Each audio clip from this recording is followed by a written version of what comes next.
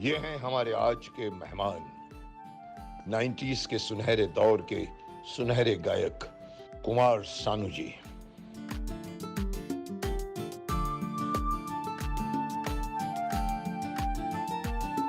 बहुत सी बातें करनी है उनसे।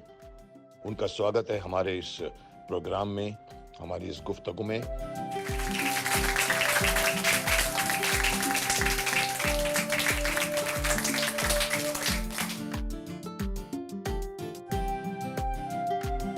आइए मिलकर बैठते हैं उनके साथ और बहुत सारे सवाल जवाब करते हैं। आइए, बहुत बहुत स्वागत है आपका। मुझे अच्छा लगा आपने हाथ नहीं बढ़ाया, तो मुझे बोलना पड़ता नो नो नो नो नमस्कार। मुझे बहुत खुशी हुई कुमार जी, शानू जी, मैं आप ही के दौर का हूँ, मैं कह सकता हूँ। आप भी मेरे दौर के हैं और हमारी जो यादें हैं 90s की, आपके तो गोल्डन एरा में आपने जो कुछ किया है, हम और ऑडियंस जानना चाहेंगे कि आप कैसे बने कुमार सानू जी, और लोग कैसे बन सकते हैं कुमार सानू जी। बहुत सी बातें मुझे भी पूछनी है। आइए बैठ के बातें, चलिए बैठ के बात, आइए बैठिए।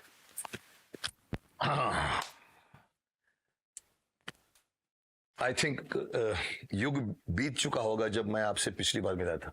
बहुत टाइम हो गया है ना। और मैं ये कह सकता हूँ कि हमारा और आपका टाइम एक ही है। मतलब ये नहीं कि आप इस जनरेशन के उस जनरेशन के। मैं आपको तब से जानता हूं कि जब मेरा भी करियर चलता था, और कभी कभी हम हैरान होते थे कि ये कुमार सानू जी कौन है, एक दिन में 7 गाने रिकॉर्ड करते हैं। मुझे मालूम पड़ा अभी तो मैंने कहा कैसे गाता है एक दिन में 7 आदमी। मैंने कहा झूठ बोलते नहीं गाते हैं। सो then we met somewhere, you have your own. So आज कुमार जी मैं आपसे कुछ सवालात करना चाहूँगा। आपके पर्सनल भी हो सकते हैं, इम्पर्सनल भी हो सकते हैं, आपकी जिंदगी के भी हो सकते हैं, आपके करियर के भी हो सकते हैं। जिस सवाल का आपको जवाब नहीं देना है आप नो बॉल कर दीजिएगा। और सो कैन आई स्टार्ट? मैं आपके लिए, क्योंकि एक सालों की बात की जर्नी है, तो मैंने भी सीबीआई की तरह आपके भी कुछ क्वेश्चंस निकाले हैं। इसके पहले कि मैं ये फॉर्मल क्वेश्चंस पूछूं आपको, मैं अपनी पर्सनल तरफ से प्रश्न पूछूंगा आपको। कहाँ से आए हैं आप? बॉम्बे से हैं, बाहर से हैं, बंगाल से हैं, कहाँ से हैं? बंगाल से हूँ। और मेरा परिवार जो था एक क्लासिकल परिवार था। रियली? अच्छा। Pure classical. एंड बड़े गुलाम अली खान साहब के घराना, मेरे पिताजी, एंड घर में वही माहौल। बंगाल से, म्यूजिकल फैमिली से। तो आप बचपन से देखते आए इन लोगों को गाते गाते आए? तो उसने आपको प्रेरणा दी कि आप जो है, और फिर कैसे लोगों को नहीं पहचाना, हम आगे बात करेंगे उसकी। बट आप मुंबई में कब आए? ये करीब जस्ट करीब 86 के आसपास। 86, यस। मेरी पहली फिल्म भी ऑलमोस्ट 85 में, मेरी 5 फिल्में मैंने साइन की थी, तो हम लोगों का दौर एक ही टाइप का दौर है। बट मैं एक सवाल पूछूंगा कि मैंने सुना है कि एक्टिंग वर्ल्ड और म्यूजिक वर्ल्ड में थोड़ा फर्क है, बहुत कुछ ज्यादा भी है, थोड़ा भी स्ट्रगल यहाँ भी है, स्ट्रगल वहां भी है। बट म्यूजिक वर्ल्ड की स्ट्रगल मैंने सुना है ज्यादा है। आपको स्ट्रगल करना पड़ा अपनी जगह बनाने के लिए, या शुरुआत से? ये अच्छा क्वेश्चन है, ये हम दर्शक को बताना चाहेंगे। ये सब लोग सोचते हैं कि भाई कुमार सानू आए और आके फटक से आशिकी में गाना गाया, फेमस हो गया, देखो कितना जल्दी जल्दी हो गया। नो, एक्चुअली ये स्ट्रगलिंग जो है, मेरे को ऐसा लगता है कि बिना स्ट्रगल का कोई आर्टिस्ट स्टे नहीं कर सकता। स्टे भी नहीं करेगा, अच्छा भी नहीं होगा। अच्छा भी नहीं होगा। स्ट्रगल का मतलब है आपका अनुभव जो है ना,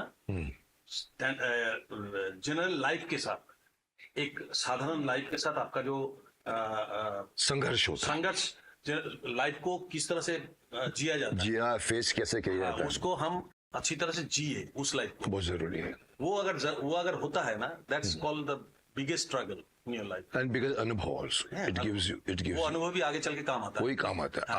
आप तो हमने वो स्ट्रगल किया। जो लोग बोलते हैं ऐसा कि हम बॉम्बे में आए, बॉम्बे में आके हम बियर बार में गाना गाए, एक नहीं 8-10 बियर बार में गाना गाए, घूम घूम के पैसा कमाया, लेकिन जीने के लिए पैसा चाहिए था। लेकिन गोल एक होना चाहिए हर एक इंसान का, मेरे को ऐसा लगता है।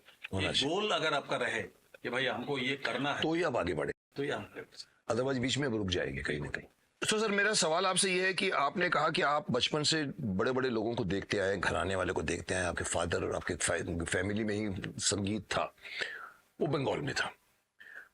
उसका प्रभाव आपको हेल्प किया मुंबई में स्ट्रगल करने में, किसी का हाथ? डेफिनेटली ये हेल्प तो जरूर, क्योंकि गरीबी को हमने देखा, गरीबी में हमने जिया। तो बॉम्बे में आके बहुत ज्यादा प्रॉब्लम मेरे को गरीबी लेके नहीं हो रहा था कि हमको पैसा नहीं है, ये नहीं है, वो नहीं है। मेरे को मिलता कहीं से कैसे मिल जाता? थोड़ा बहुत पैसे में हम आराम से गुजारा कर सकते थे। घर में लिया यहाँ पर आपने? कोई पे गेस्ट बने या आपने रेंट पे लिया या क्या किया? नहीं, रेंट पे लिया। घर कहाँ से खरीदेंगे? नहीं, पे गेस्ट भी बनते हैं आजकल लोग। तो हम, याद है हमको, हम हमारे बड़े भाई से 1100 रुपया उधार लिया था वो बॉम्बे में टिकट विकेट खरीदने के लिए। एंड वो पैसा लेके फिर मैं बॉम्बे आया। लेकिन बॉम्बे आने के बाद पहला मेरा काम मेरे को मिल गया विद इन 6 डेज। 6 डेज? हाँ, विद इन 6 डेज हमको बॉम्बे में काम मिला। हम चेंबूर पार करके, आप वाशी पार करके नेरुल है ना? हाँ, नेरुल है। तो पहले वाशी में रहा करते थे, सेक्टर 15 में। अच्छा, वाशी में रहे? सेक्टर 17। वहाँ पे एक मेस था यंग लड़के लोगों का, जो लोग रिलायंस में काम करते थे। उनका है वहाँ एक मेस था। तो उसमें मेरा एक जान पहचान निकल गया था। तो वो बोला था कि तू मेस में आके रहे, किसी को बोलने का नहीं। मेस मतलब जो सब लोग साथ में रहते थे, हॉस्टल टाइप? वर्कर लोग। अच्छा, वर्कर लोग 3, 4, 6, 7, 8 लड़का एक साथ वर्कर सब साथ में रहते थे। एंड उसके अंदर मेरे को बोला कि तू चुपके से आके रहना, कुछ नहीं होगा, हम लोग सब संभाल लेंगे। तो इधर रह के कोशिश कर। तो हम मेस में रहते थे। हम खाना बहुत अच्छा बनाते थे, क्योंकि माँ को देख के सीखा। गरीब में माँ मेरे को गोद में लेके मिट्टी के चूल्हा होता था उसमें। तो वो तो जो बैठ के वो जो बचपन से दिखता था ना, माँ कढ़ाई में कैसे आप खुद बनाना शुरू किया? बहुत। I am a good cook, definitely. क्या बात? मेरा खाना ये शानवान सब खाए, सब लोग कभी भी। तो आपकी बीवी बच्चे घर में खुश होते होंगे कि ये बना के देते हैं हमको? या हम बना के देते हैं, मतलब कि हमको टाइम मिलता है, टाइम कहाँ मिला? हम कुक करते हैं उन लोगों को रुक के, बोलता मैं करूंगा आज। ओके। तो इस तरह से जब मैं बॉम्बे आया एंड उस तरह से, तो मेस में रहे, मेस में आपका रहने का प्रॉब्लम सॉल्व हो गया? मेस में से मैं पहला ही वहां से चेंबूर में प्रीति करके एक रेस्टोरेंट है, आराधना गेस्ट हाउस, सबने सुना होगा। आराधना गेस्ट हाउस चेंबूर स्टेशन के सामने। चेंबूर स्टेशन के सामने प्रीति रेस्टोरेंट एक नाम है था, आराधना गेस्ट हाउस उसका नाम था। गेस्ट हाउस बीच में प्रीति रेस्टोरेंट में उनका गाना बजाना एंड उनका ट्रूप, उनका एक म्यूजिकल बार। तो वहां पे मैं चला गया एक दिन और जाके वहां पे अशोक सेठ करके उनका सेठ था। तो हमेशा मैं उनका नाम लेता हूँ आके, क्योंकि जहाँ के भी आए बिगिनिंग तो किया है उन्होंने, स्टार्ट किया। तो उन्होंने मेरे को बोला कि अच्छा तुम गाना गाते हो? हम हाँ सर गाना गाता हूँ। तो आपका तो जैम सेशन चल रहा था उस दिन, दोपहर का, संडे का दिन था, दोपहर का जैम सेशन चल रहा था। तो जैम सेशन में मेरे को बोला कि ठीक है, एक लड़के को 1-2 गाना गवा के देखो। हाँ, कैसे गाते हैं। फिल्मी गाने गाते थे? हाँ, नहीं मतलब उस समय क्लासिकल, गजल एंड ज्यादा करके जगजीत सिंह, गुलाम अली। अच्छा, वो सब गाने गाते थे। एंड तो मैंने किशोर दा गाना गाते थे। मैंने किशोर दा को बहुत गाया। तो मैं माइक लेके गया, बीच में गोल राउंड, क्राउड सब बैठी हुई, क्राउड बैठे हुए थे, सब दारू शारू पी रहे थे। तो मैंने गाना गाया और पहला गाने में मेरे को 1400 रुपीज टिप्स मिला। क्या tips? Not from the employ? No. अच्छा, from the tips from the people. क्या बात है, मतलब तालियां तो छोड़िए, तो मतलब आपने नोट किए बरसात हो गई। 100 रुपया टिप्स आया मेरे ऊपर, घुमा के सब फेंक के गया। तो सेकंड गाना गाया तो और आया, ऐसा करके 4-4.5 रुपया टिप्स आया उसी दिन कमाए 2-3-4 गाने में। तो जैसे टिप्स आया तो जो मालिक है वो देखा कि इम्प्रेस हो गया। हाँ, दूध देने वाला गाय दूध देने वाली, तो इसको रखा जाए। तो उसी दिन से मेरे को उन्होंने काम पे रख लिया था। मेरा क्या तनख्वाह दिया? पगार था 4,500 रुपया की महीने का। 4,500 उस जमाने में बहुत वैल्यू थी। मेरे लिए तो बहुत है। लेकिन मैंने साहब एक चीज किया, मैंने मेरा गोल से मैं भटका नहीं। आपके दिमाग में गोल क्या था? गोल था कि मेरे को फिल्मों में गाना है, दिमाग से करके आए थे। और when you left Calcutta your house, you had confidence as a singer? हाँ, बिकॉज यू हैड कॉन्फिडेंस, सीख चुके थे। कारण क्या है, क्योंकि मैं कैलकाटा में as a Kishore Kumar singer, Kishore Kumar होता है ना, किशोर कुमार क्लोन सिंगर। अच्छा, आप उसके गाने गाते थे? तो मैं उनके गाने स्टेज पे गाया। एंड एक समय ऐसा हुआ था जो मैं हाई स्पीड आर्टिस्ट था। स्टेज मैंने उस समय हाई स्पीड बोलते तो 1,500 मैक्स 1,000-1,500 यस 1,000 रुपया हाई पेड, मतलब वहाँ पे टोटल ग्रुप के लिए। ग्रुप। तो हम सब डिवाइड करते थे, 200-300 उसमें रुपया डिवाइड ऐसा करना। कुछ। तो वो जो मेरे मन में एक था कि मैं भी किशोदा की तरह बनूं मैं या उस तरह के गा रहा हूँ, तो मैं I should try in Bombay. Bombay. And you didn't have any source इन बॉम्बे कि आप मैं आ रहा हूँ, आप मुझे संभालिए, कोई नहीं। यही तो यही तो, जो हाँ। बोलते हैं ना लोग, स्ट्रगल नहीं किया था, नहीं बता रहा हूँ बता स्ट्रगल किया है अभी।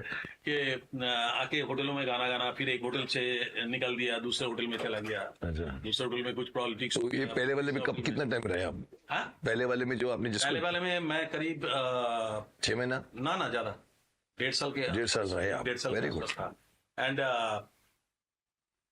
बाय द टाइम क्या हुआ, मेरे को वो जो गोल था ना, वो गोल के लिए मैं क्या करता था, जो पैसा हम कमाते थे, एक तो हम दारू के बीच में रहते थे। हाँ, वो जगह तो पूरी दारू वाली है। हाँ, बाहर है। और सब कोशिश करते कि कुमार थोड़ा सा एक सिप मार, फिर उसके बाद मैं पीऊंगा, cheers करने के लिए। cheers करने के लिए। तो आप जानते हो कि आप भी देखे होंगे ऐसा सिचुएशन कि एक सिप तो ले ले, एक तो ले ले। कई लोग बोलते हैं सर दोस्ती के लिए एक पैग लीजिए। एक पेग लीजिए। मैं बोलता है इसके ऊपर दोस्ती डिपेंड करती है ना, तू अपने पास रख पैग को, दोस्ती अपने पास रख। दोस्ती भी ले ले, आप पियो, हम कोक पिएंगे, हम साथ कोक पिएंगे। तो इसी तरह से आपने भी ऐसे किया, पूरा रेजिस्ट किया। टालते हाँ सर करके बहाना कर करके, लेकिन दारू कभी पिया नहीं। वेरी गुड, दारू मेरे को छू नहीं पाया। Very good. इसका भी एक रीजन था कि मेरा पिताजी का जो फैमिली था, मतलब हमारे जो ठाकुमा बोलता है ना हम लोग, बड़े भाई उनके जो Grandmother। चाचा, ग्रैंड मदर, दादी दादी का फैमिली, 2-3 ब्रदर थे। हम लोगों के पास लॉरीज वगैरह था, ट्रांसपोर्ट का। तो सारा खाली मेरा बाबा का जो मजला भाई है, उसके वजह से सारा परिवार रोड पे आ गया था, बिकॉज ऑफ दारू। Oh my God. अच्छा, तो देखा था। इसीलिए डैडी ने बचपन से वही चीज जो हम लोगों को सिखाया, इसमें नहीं जाना, इसमें नहीं जाना, जो क्या भी करना है कि देखो हमारा देख चुके हो, हाल देख चुके हो। गरीबी में हूँ बिकॉज ऑफ दैट। तो ये चीज हम देख के आया, तो मन में वो एक स्ट्राइक कर गया था बचपन में से। Very good. तो वो स्ट्राइक जो कर गया था, वो आगे चल के काम आया। हाँ, आपके लिए फायदे के तो लिए। यहाँ पे हमने क्या किया, होटल में गाना गाते थे, एंड साथ में जो पैसा आता था, वो पैसा लेके हम स्टूडियो में जाके स्टूडियो बुक करके किशोरदा का गाना कैसेट में रिकॉर्ड करते थे खुद एल्बम बना रहे, मतलब एक तरह से। नहीं, एल्बम नहीं, मतलब उस जमाने में एल्बम नाम नहीं था, बट दो गाना करके एल्बम निकलने का। हाँ, वो जमाना था, एल्बम बाद में आया, बट आपने खुद अपने लिए वो रिकॉर्ड किए, मतलब वो क्या सुनाने के लिए, किस कैसेट की लोगों को दे, आप मेरा गाना बजा। अच्छा अच्छा। तो आपका जैसे हम लोग अपना एक वो बना देते हैं, अपना प्रोफाइल पोर्टफोलियो, फोटो तो नहीं खिंचाते, ये मेरे गाना है सुनिए, तो वो आपने किया। तो हमने वो कैसेट बना के, तो म्यूजिक डायरेक्टर के पास जाया करते थे, तो जाके कोई ले लेता था कैसेट, वो हाँ सुन लेंगे चलो, कोई कोई बोलता है ठीक है। और मैं जो 4-6 कॉपी एक साथ बना लेते थे, तो एक कॉपी देके आते थे। कोई डाक आए, बुलाया है, कोई बुलाया आए, ऑफर आया। अभी तो वो सब कुछ हुआ ही नहीं। क्या हुआ उसमें कि वेस्टर्न आउटडोर में मैंने गाना गा रहा था, and that time Jagjit Singh, mister Jagjit Singh, late Jagjit Singh ji, वो वहां पे आ गए, क्योंकि वो हमेशा वहां पे रिकॉर्ड करते थे। उनका हाँ, वेस्टर्न ट्राइब, मैं भी उनके साथ काम कर चुका हूँ। यस यस, उनका फेवरेट था, सूद साहब था, सूद रिकॉर्ड। इस टाइम तो उन्होंने वहां पे आ गए, आके गाना मेरा आवाज सुन रहे थे, इंप्रेस हो गए वो। तो बोले कौन गा रही है? बोले वो कलकत्ता से एक लड़का आया, कलकत्ता से साउंड करके नाम है। अच्छा, उसको बुलाओ जरा अंदर, बुलाओ उसको। अरे गाएंगे बाद में, तुम उसको बुलाओ। तो मेरे को बुलाया, मैं तो अंदर गया, देखा जगजीत सिंह खड़े हैं, तो मेरे को सूद साहब बोल रहे जगजीत सिंह पहली बार मिलना चाहते हैं। मैं बोला इनका ही गाना गा के मैं पैसा होठों से छू लो तुम, चुपके रात दिन आंसू बहाना याद है, सब कैसे क्या गाना जगजीत सिंह जी का, अर्थ का गाना, ये सब गाना। हम तो क्या होता था कि उनको देखा तो सामने एकदम मैं एकदम पाजल्ड हो गया। जैसे मेरा आदत है, आपको भी पैर छूता हूँ सिंगर का, तो पैर छुआ उनका, तो उन्होंने मेरे को बोला कि तुम आ जाओ, कल आ जाओ मोती महल में, मतलब उनका जो खुद का है मोती महल घर था। बस ये बहुत जल्दी हुआ, ये डेस्टिनी होती है। तो क्या है कि उन्होंने लेके गया, फिर मेरे को उनके एक फिएट गाड़ी था पुराना, पीछे ऐसा गोल डुक्कर फीट बोलते हैं उसको, जो दरवाजा सामने खुलता है, तो वो गाड़ी में मेरे को बिठा के खुद ही ड्राइव करके फेमस में लेके गया, फेमस में लेके जाके पहला गाना उन्होंने रिकॉर्ड किया। फेमस तारदेव। हाँ, वो तारदेव फेमस। तारदेव फेमस में मेरे को लेके जाके पहला गाना रिकॉर्ड किया। मेरे को अंदर लेके जब जा रहा है तब मुझे मालूम नहीं कि मैं ये कहाँ जा रहा हूँ, मतलब एकदम क्या हो यार इतनी जल्दी हो गया वो। मैं सोच भी नहीं पा रहा था। तो अंदर गया तो देखा लता जी का बड़ा बड़ा पोर्ट्रेट है, मोहम्मद रफी साहब का, मुकेश जी का बड़ा बड़ा था फोटोज। तो बोला देखो ये लोग सब यहाँ पे रेगुलर। लंबा सा कॉरिडोर है पूरा। हमने तो हाँ हमने सोच रहा था कि भाई ये कहाँ आ गया, किस्मत कहाँ देकर आई मेरे। तो फिर अंदर गया तो बड़ा देखा बड़ा माइक लगा हुआ है, लंबा माइक है, सब बड़ा। उनका उस जमाने में मोटे मोटे होते थे। बाल्ब अंदर बाल्ब जलता है। बाल्ब जलते हैं। जब तक वो बाल्ब गर्म ना हो तब तक तुम्हारा वॉइस ठीक नहीं आएगा। अच्छा। तो उसके लिए थोड़ा सा रुकना पड़ता है। वो ऑन करते हैं, उसके वो हम गर्म करते हैं। गर्म होता है वाल्व। वो वाल्व सिस्टम वाला माइक में मैं पहला गाना स्टार्ट की गाना रिकॉर्ड किया। कौन सा गाना था पैदा किया? For Shatrughan Sinha, Smita Patil hero heroine थे। एंड लाखन सिन्हा का मूवी था, डॉक्टर लाखन सिन्हा उनका मूवी था। Jagjit Singh was the music director and Rita Fazli was the lyrics writer. And ये तो पता चला कि बाद में ये लोग क्या है फिर आप करीब बड़े लोग करीब हैं। तो फिर बाद में वो गाना रिकॉर्ड किया। रिकॉर्ड करके बड़ा खुश थे। वो अंदर आए, अंदर आके मेरे को 1,500 मतलब 1,500 1,500 रुपये। हाँ 1,500 रुपया मेरे हाथ में दिया। दिस इज योर फर्स्ट कमाई इन बॉम्बे। आपको तो मैं तो लेना ही नहीं चाह रहा था, मतलब उन्होंने रखना ही पड़ेगा, ये तुमको रखो। वो 1,500 रुपया मैंने लिया, लेके जेब में रखा। कमन सूद को बोला, वहां पे भी एक सूद था जिसका बड़ा बड़ा पावर वाला चश्मा था, बूढ़ा आदमी एकदम एकदम पूरा ब्लॉन्ड था। एंड वो रिकॉर्डिस्ट था 2 ट्रैक में। तो 2 ट्रैक होते हैं। सॉन्डर मशीन है, पता नहीं क्या क्या मशीन था, बड़ा बड़ा मशीन। उसमें सब टेप हाथ से लगा के वो जमाना अलग था पूरा। और रस्सी बांध के मैं रूम में देखा ना धागा बांधते हुए लोग कर रहे हैं। तो ये सब जो सिस्टम हम लोगों ने देखा ना, इसमें एक चीज तो है, जिंदगी में हमारा कॉन्फिडेंस को बहुत बढ़ाया। कॉन्फिडेंस बढ़ाया इसलिए कि जब हम लाइव रिकॉर्डिंग करते थे, खैर उसमें बाद में आऊंगा, पहले ये बता दूं कि जगजीत सिंह जी ने क्या किया। आगे क्या हुआ उसका फिर? जगजीत सिंह जी ने मेरे को फिर गाड़ी में बिठाया और वहां से सीधा लेके बिमला महल, कल्याण भाई आनंद जी भाई के। अच्छा, आनंद भाई क्यों? सिटिंग रूम है उनका है, ये पेडर रोड पे उनका घर है, 3rd फ्लोर। बिमला महल में उन्होंने लेके गया, मुझे तो मालूम नहीं है। चल तुमको एक जगह लेके जाता हूँ। कभी कभी बंगाली में बात कर रहे हैं, कभी हिंदी में बात कर रहे हो। बंगाली भी जानते थे ना, उनकी बीवी बंगाली है। बंगाली। तो बड़ा मजा आया। मैं तो डरा हुआ था पूरा। तो मैं जाके देखा गेट के बाहर लिखा हुआ है कल्याण जी, आनंद जी, बिरजी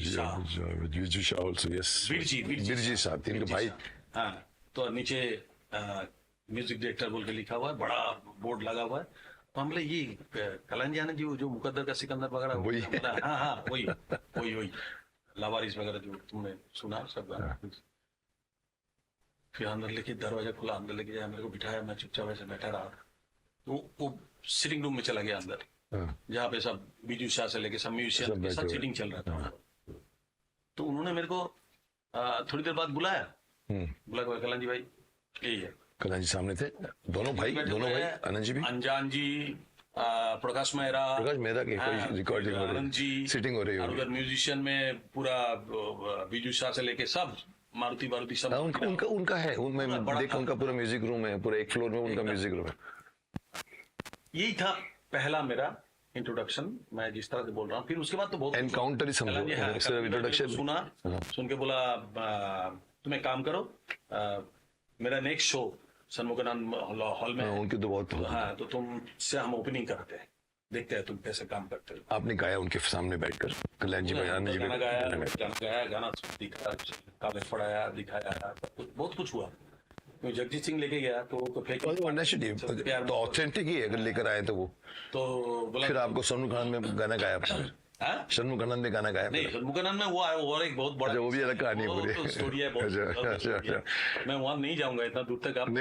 मतलब मुझे जानना है कि आपकी जर्नी टेक ऑफ कैसे हुई। आपने तो अच्छा बताया, बोलते हैं बार बार करके, जो कुमार सानू आया और फटक से आया और लोगों ने आओ जी और फट से हो गया, हिट हो गया। ऐसा थोड़ी नहीं है, ऐसा नहीं होता है कि हमने बहुत पापड़ मिले।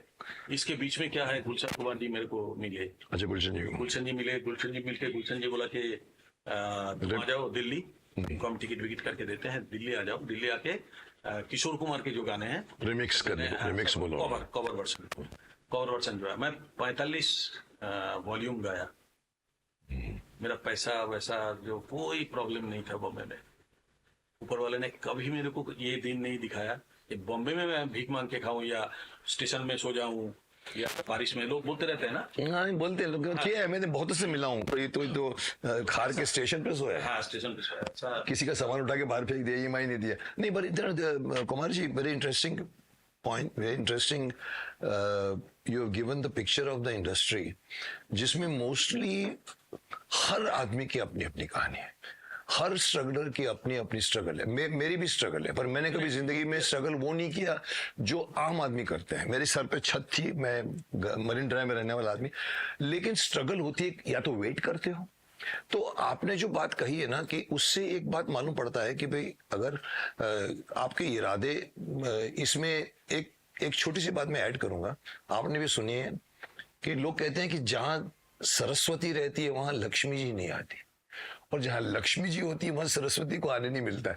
तो आपके मौके में सरस्वती आपके साथ में थी और बंबई आए और आपके लक्ष्मी जी ने भी आपके ऊपर that is great, that is something. That is definitely God's. नहीं तो आपको लगे साल लग जाते, 2 साल लग जाते। बम्बई में कोई किसी का माई बाप नहीं है सर, मुश्किल होता है। कोई माई बाप नहीं किसी का। Yes yes. पर इसका मतलब ये आप जुठला रहे हो कि जिनके पास सरस्वती होती है लक्ष्मी जी नहीं होती। देखो सर, यहाँ लक्ष्मी जी भी है और मेरा सरस्वती ये कहना, मेरा पर्सनल एक्सपीरियंस ये है कि सरस्वती अगर आपके साथ है तो Lakshmi ji bound to come होते हैं। हैज टू कम, मेहनत करनी पड़ेगी और कला दिखानी पड़ेगी, वीणा बराबर बजानी पड़ेगी। तो यही बात है कि उसके बाद मैंने कल्याण जी भाई का साथ, उनका तो पूरा एक कल्याण जी शो होते थे, काफी सारे शोज किए। अच्छा वो आपका बिगिनिंग शो कल्याण जी से ओपनिंग बैट्समैन मैं था क्या शोज में। तो ये भी मेरी लाइफ में ऐसा है कि मैं समझ लीजिए स्टेज में खड़े होके गाना गा रहा हूँ, जिंदगी का सफर है ये कैसा सफर, वो गाना गा रहा हूँ और सामने दादा मुनि बैठे हुए हैं। अच्छा दादा मुनि को देख रहा हूँ, literally he is crying, oh he was crying. सफर का गाना, हाँ सफर का गाना, जिंदगी का सफर, और वो रो रहे हैं दादा मुनि, और खड़े होके ताली बजाया, फिर आके स्टेज पे बोला बेटा तूने दिल को छू गया, दिल को छू गया। तो ये सब चीजें ना एक एक करके, और ये भी साथ में जब हम पहला रिकॉर्डिंग करने गया, जब रिकॉर्डिंग कर रहा था, जब समझ लीजिए फिल्म सेंटर में एक गाना कर रहा हूँ कल्याण जी भाई आनंद जी भाई का, वहां पे कोरस बैठते हैं पूरे। हाँ 20-20 कोरस एक साथ खड़े होके, बीच में 3-4 माइक होता है और 20-20 कोरस खड़े होते हैं, और हम बैलेंसिंग रूम से, सिंगर रूम में हम खड़े हैं, आपका एक अलग होता है, एनक्लोजर होता है, अलग होता है, उसके बाहर ही कोरस, बाहर उनका कोरस। अच्छा कोरस लोग क्या बात करते हैं वो मेरे कान में आ रहा है। They are the real person जो स्ट्रगल भी करते हैं, but they are real singers. मैंने सुना कोरस में भी इतने अच्छे अच्छे सिंगर्स हैं। They are all struggler, they are good singer, good singers also मैंने सुना है। बट क्या है कि आप समझ लो गाना गाने जा रहे हो और पीछे से कोरस उधर से बोल रहा है, लो एक कलकत्ता से एक और आ गया, एक और आ गया कलकत्ता से, कुछ दिन बाद ये भी भागेगा। अच्छा आपके कान में और मेरे कान में वो पूरा सोचो, उसके बाद मैं गाऊंगा गाना तो मेरा कान में, तो इस तरह के, इसको बोलते हैं struggle. How to overcome this. हाँ वो सुनने के बाद जो मैं दहाड़ के गाया, that's called struggle. And then they change also. मैंने एक चीज देखी, हमारे यहाँ पर एक मशहूर कहावत है कि आपके यहाँ पर कोरस है, हमारे यहाँ पर जूनियर आर्टिस्ट होते हैं, और जूनियर आर्टिस्ट हमसे ज्यादा एक्सपीरियंस्ड होते हैं, because they work with Dilip Sahab also, they work with Rajesh Khanna also, with Mukesh Khanna.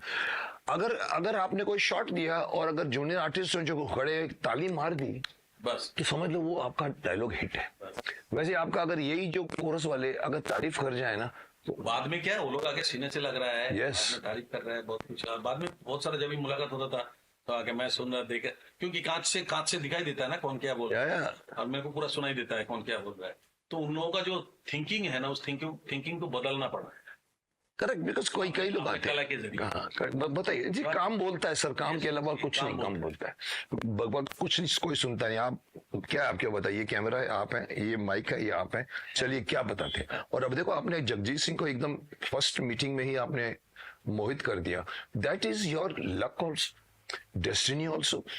But again वही सरस्वती माँ का आपने इतना आदर किया है कि लक्ष्मी माँ को आना पड़ा। मैं अभी कुछ बातें आपके रिकॉर्ड्स कहो, आपके गुण कहो, आपकी पॉपुलैरिटी कहो, आपके अचीवमेंट्स करो, उसके ऊपर मैं घुसना चाहता हूं। सबसे पहला सवाल मेरा ब्लंट आपसे क्वेश्चन है कि आज के युग में जो इंस्ट्रूमेंट की तकनीकी बदल गई है, उसके पहले आपके नाम एक ऐसा रिकॉर्ड है जो शायद आज के आधुनिक इंस्ट्रूमेंट तकनीकी के बाद भी किसी गायक के लिए संभव नहीं है। आप दर्शकों को बताना चाहेंगे, और उसका किस्सा क्या आप दर्शकों को, मतलब मुझे ये सुनने में आया कि आपने मैं जो 7 समझता था, मुझे किसी ने कहा, अरे साहब क्या बैठे आप, 28 गाने एक दिन में। मैं उस वक्त पता था हम एक शॉट 10 बार देते हैं, थक जाते हैं, 7 गाने आवाज कैसे संभाला आपने 28 गानों तक? ये एक सच्ची कहानी है। ये 1993 सितंबर 93 सितंबर। तो आप समझ सकते हो उस समय मैं बहुत ज्यादा ही बिजी था। हाँ, यू वर रिकॉर्डिंग, मैं जो सुनने में आता, आज 7 रिकॉर्ड किया गानों ने, अच्छे रेगुलर 10-12 गाना एवरीडे 10-15 गाना एवरीडे होता था, ऑलमोस्ट छोटे बड़े मिला के।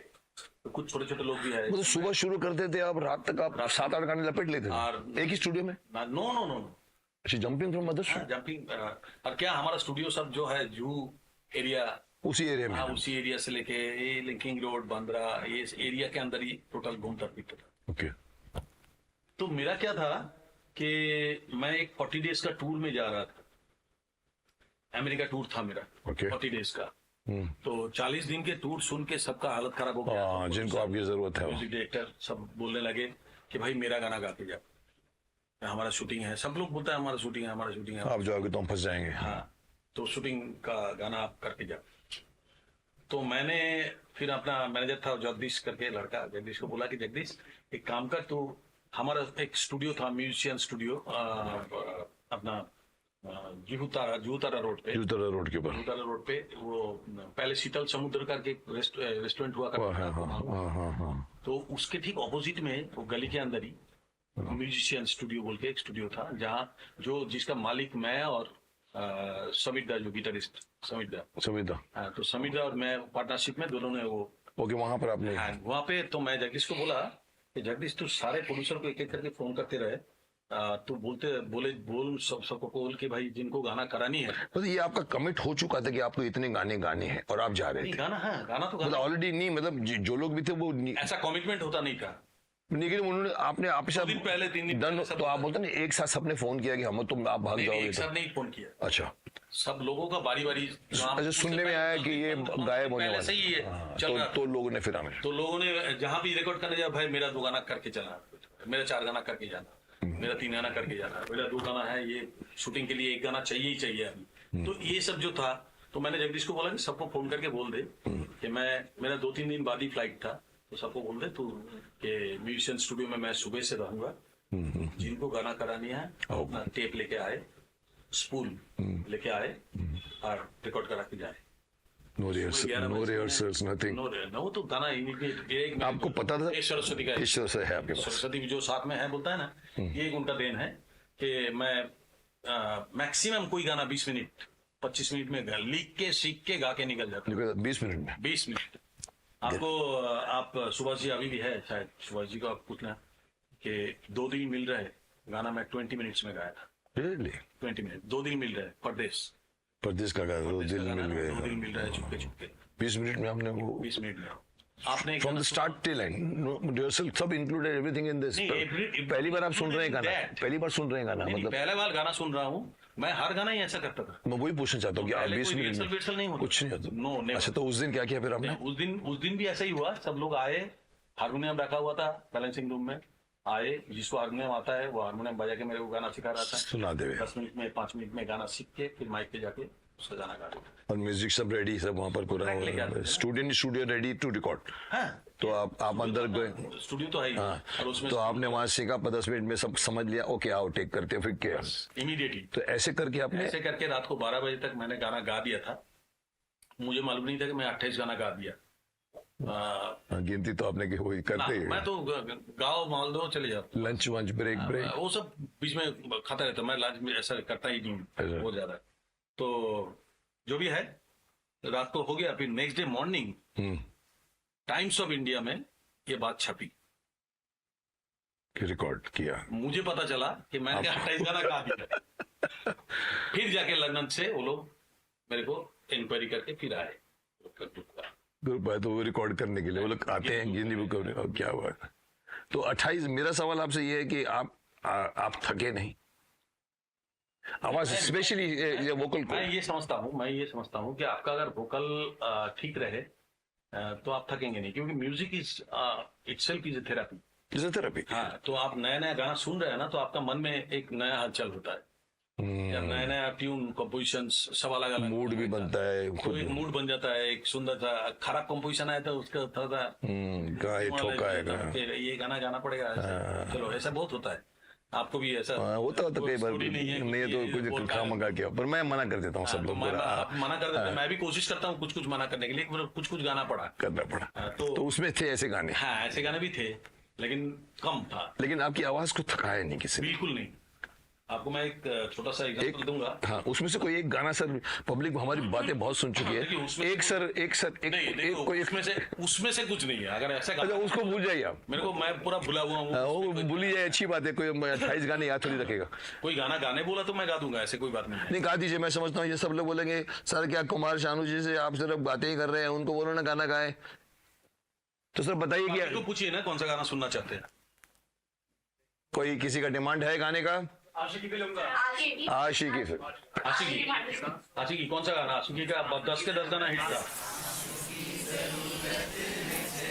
सांसों की जरूरत,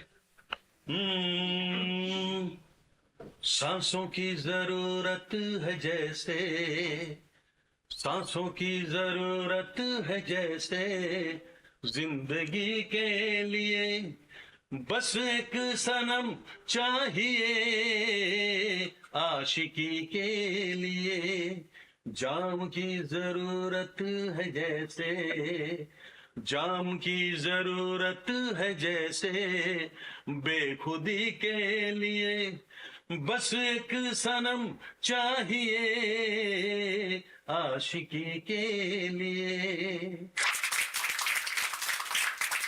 क्या बात, क्या बात।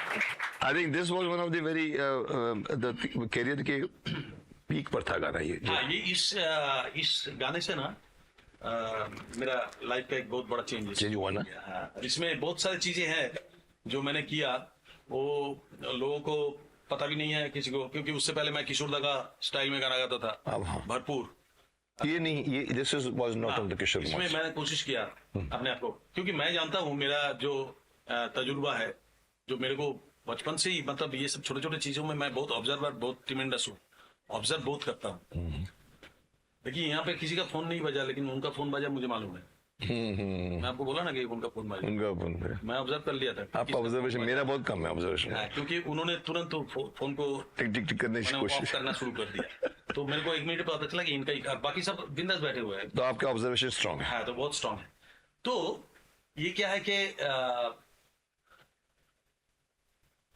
मैं किशोर दा का स्टाइल का गाना गा रहा था, उसी स्टाइल में। उससे पहले एक गाना मेरा बहुत चल गया था, जीना तेरी गली में, एक पिक्चर आया था, जीना तेरी गली में, तेरे हम ऐसा नाम, वो गाना था। प्यार में वादा रहा, एंड आज इस रुत में। तो आप वो गाना सुनेंगे ना तो आपको लगेगा तेरे हम है सनम प्यार में, वो किशोर दा का स्टाइल का गाना, किशोर का खनक वही। एकदम। हाँ, तो मुझे एक चीज था, मैंने जिंदगी में एक चीज फॉलो किया था, ये बहुत बारीकी से फॉलो किया था। लोगों ने सोचते नहीं इसके बारे में, ये कोई किसी को फॉलो करे ये कोई बुरी बात नहीं है।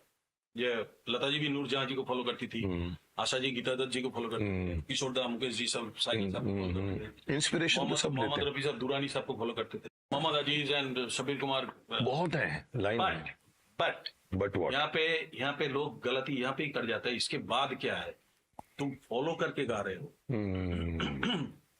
आप कभी भी मोहम्मद रफी साहब नहीं बन सकते, नहीं बन सकते, ना किशोर कुमार बन सकते। ओरिजिनल क्रॉस कभी नहीं करेंगे। टू सेपरेट योरसेल्फ बहुत from जरूरी, them. बहुत जरूरी। You take, you Inspire. adopt their style.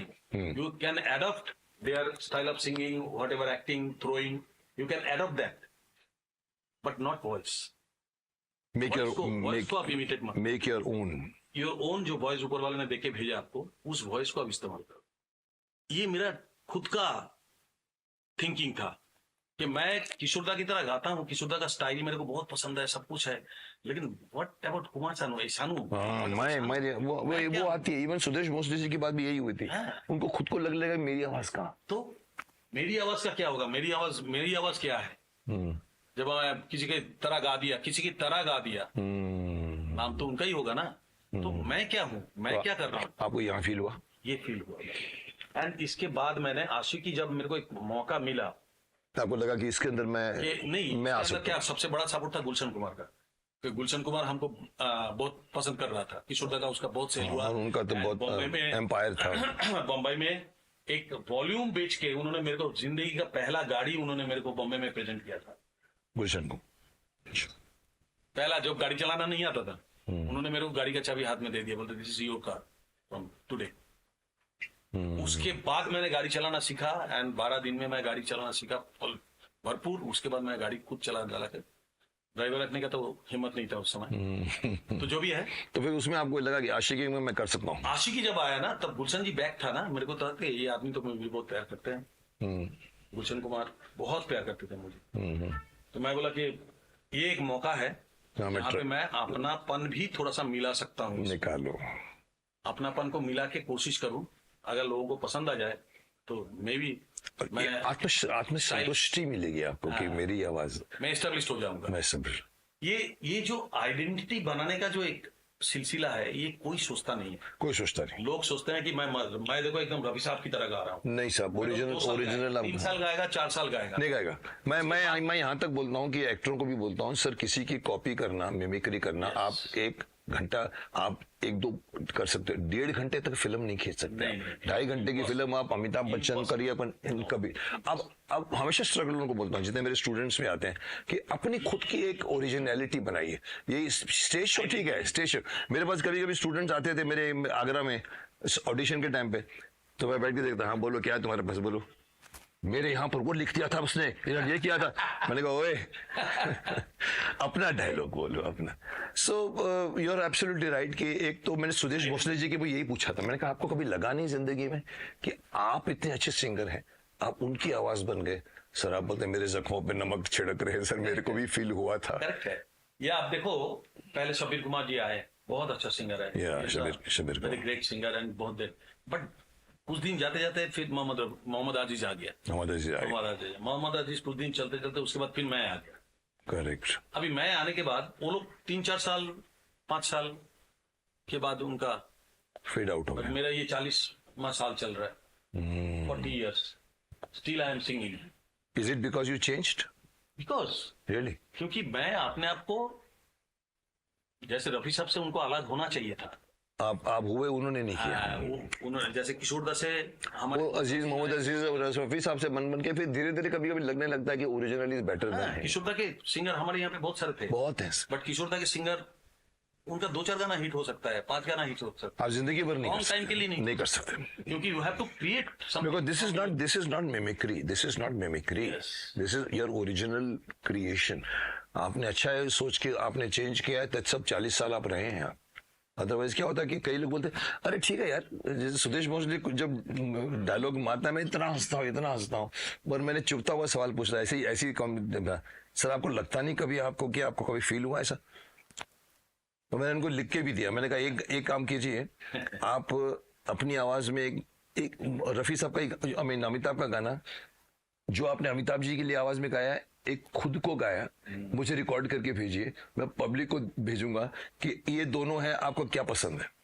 उनको आइडिया अच्छी लगी। ये क्या होता कि सोच है हर एक का। मैं कभी भी ये नहीं कहूंगा कि ये लोग कोई खराब सिंगर था। नहीं, not at all, they are very good singer, they are very capable for their जो कुछ भी for their own work they were very good. But उन समय वो लोग अगर थोड़ा सा भी दिमाग लगाते और अपने आप को थोड़ा सा अलग करते तो शायद लंबा चले, पर लंबी रेस के घोड़ा बने। मैंने जो किया मैं वो आप लंबी रेस के घोड़े बने, आप वो स्टोरी टाइम तक घोड़े बने। लंबी रेस का घोड़ा बनना हो तो अपनी खुद की आइडेंटिटी खड़ी करनी पड़ती। सर मैं अभी एक आपसे सवाल पूछूंगा कि आज के दौर में जहां नए गायक को इक्का दुक्का गाने का मौका मिलता है, आपने 26,000 गाने गाए, इज इट ट्रू? इसमें कितना सच है और आप खुद को कितना भाग्यशाली मानते हैं? क्या आज के गायकों के लिए, ये नए गायक के लिए ये संभव है? 26,000 गाने आपने गाए हैं। देखिए, अभी तो मेरे को ऐसा लगता है कि हम लोगों ने जो कर दिया या आप लोगों ने जो कर दिया जिंदगी में, वो अभी किसी नए को करना बड़ा मुश्किल होगा। क्योंकि नाउअडेज ये क्या हो गया, डिवाइडेशन बहुत ज्यादा हो गया। डिवाइडेशन, हाँ, अच्छा। बिकॉज ऑफ टेकिंग चांस, मतलब एक चांस मिल जाए, एक मौका मिल जाए। इसके लिए क्या होता है कि बॉम्बे में कम से कम नहीं तो 500 सिंगर ऐसा वेटिंग लिस्ट में है। ओह, 500, मोर देन 500 वेटिंग लिस्ट में है। अभी इसमें क्या होता है कि तू नहीं गाएगा ना, चल उसको बुला ले। हाँ, मतलब सप्लाई है, उसको बुला ले। सप्लाई है तो डिमांड की बात कैसे रहे? That is the thing. या यू करेक्ट, शब्द आपने निकाल दिया। मतलब ये भी अभी क्या है कि सप्लाई ज्यादा हो गया, सप्लाई ज्यादा, डिमांड का, इसलिए उनका हाथ ऊपर है। आप मेरे को ये अभी अरुण पक्षी जी को मैंने अभी रिकॉर्ड किया था, मैंने रिकॉर्ड, उसमें भी कहा सर बॉसी आज के सिंगरों की हालत अच्छी नहीं है। मैंने कहा कैसे? अरे सर नहीं है। तो आपने सही बात समझाया कि 500 बैठे हैं लाइन में, पहले लोगों को 5 होते थे, इससे सिंगर ऊपर होता था। नहीं, सिंगर भी उस समय क्या थे काफी बड़े, फिल्म बनते थे कितना, फिल्म भी बेस, फिल्म 300-400 फिल्म साल में बनता था। साल 800 फिल्में 800 फिल्में बने एक साल में। तो उसमें क्या 800 का मतलब क्या है, 8 के 8 जोड़ दो तो 6,400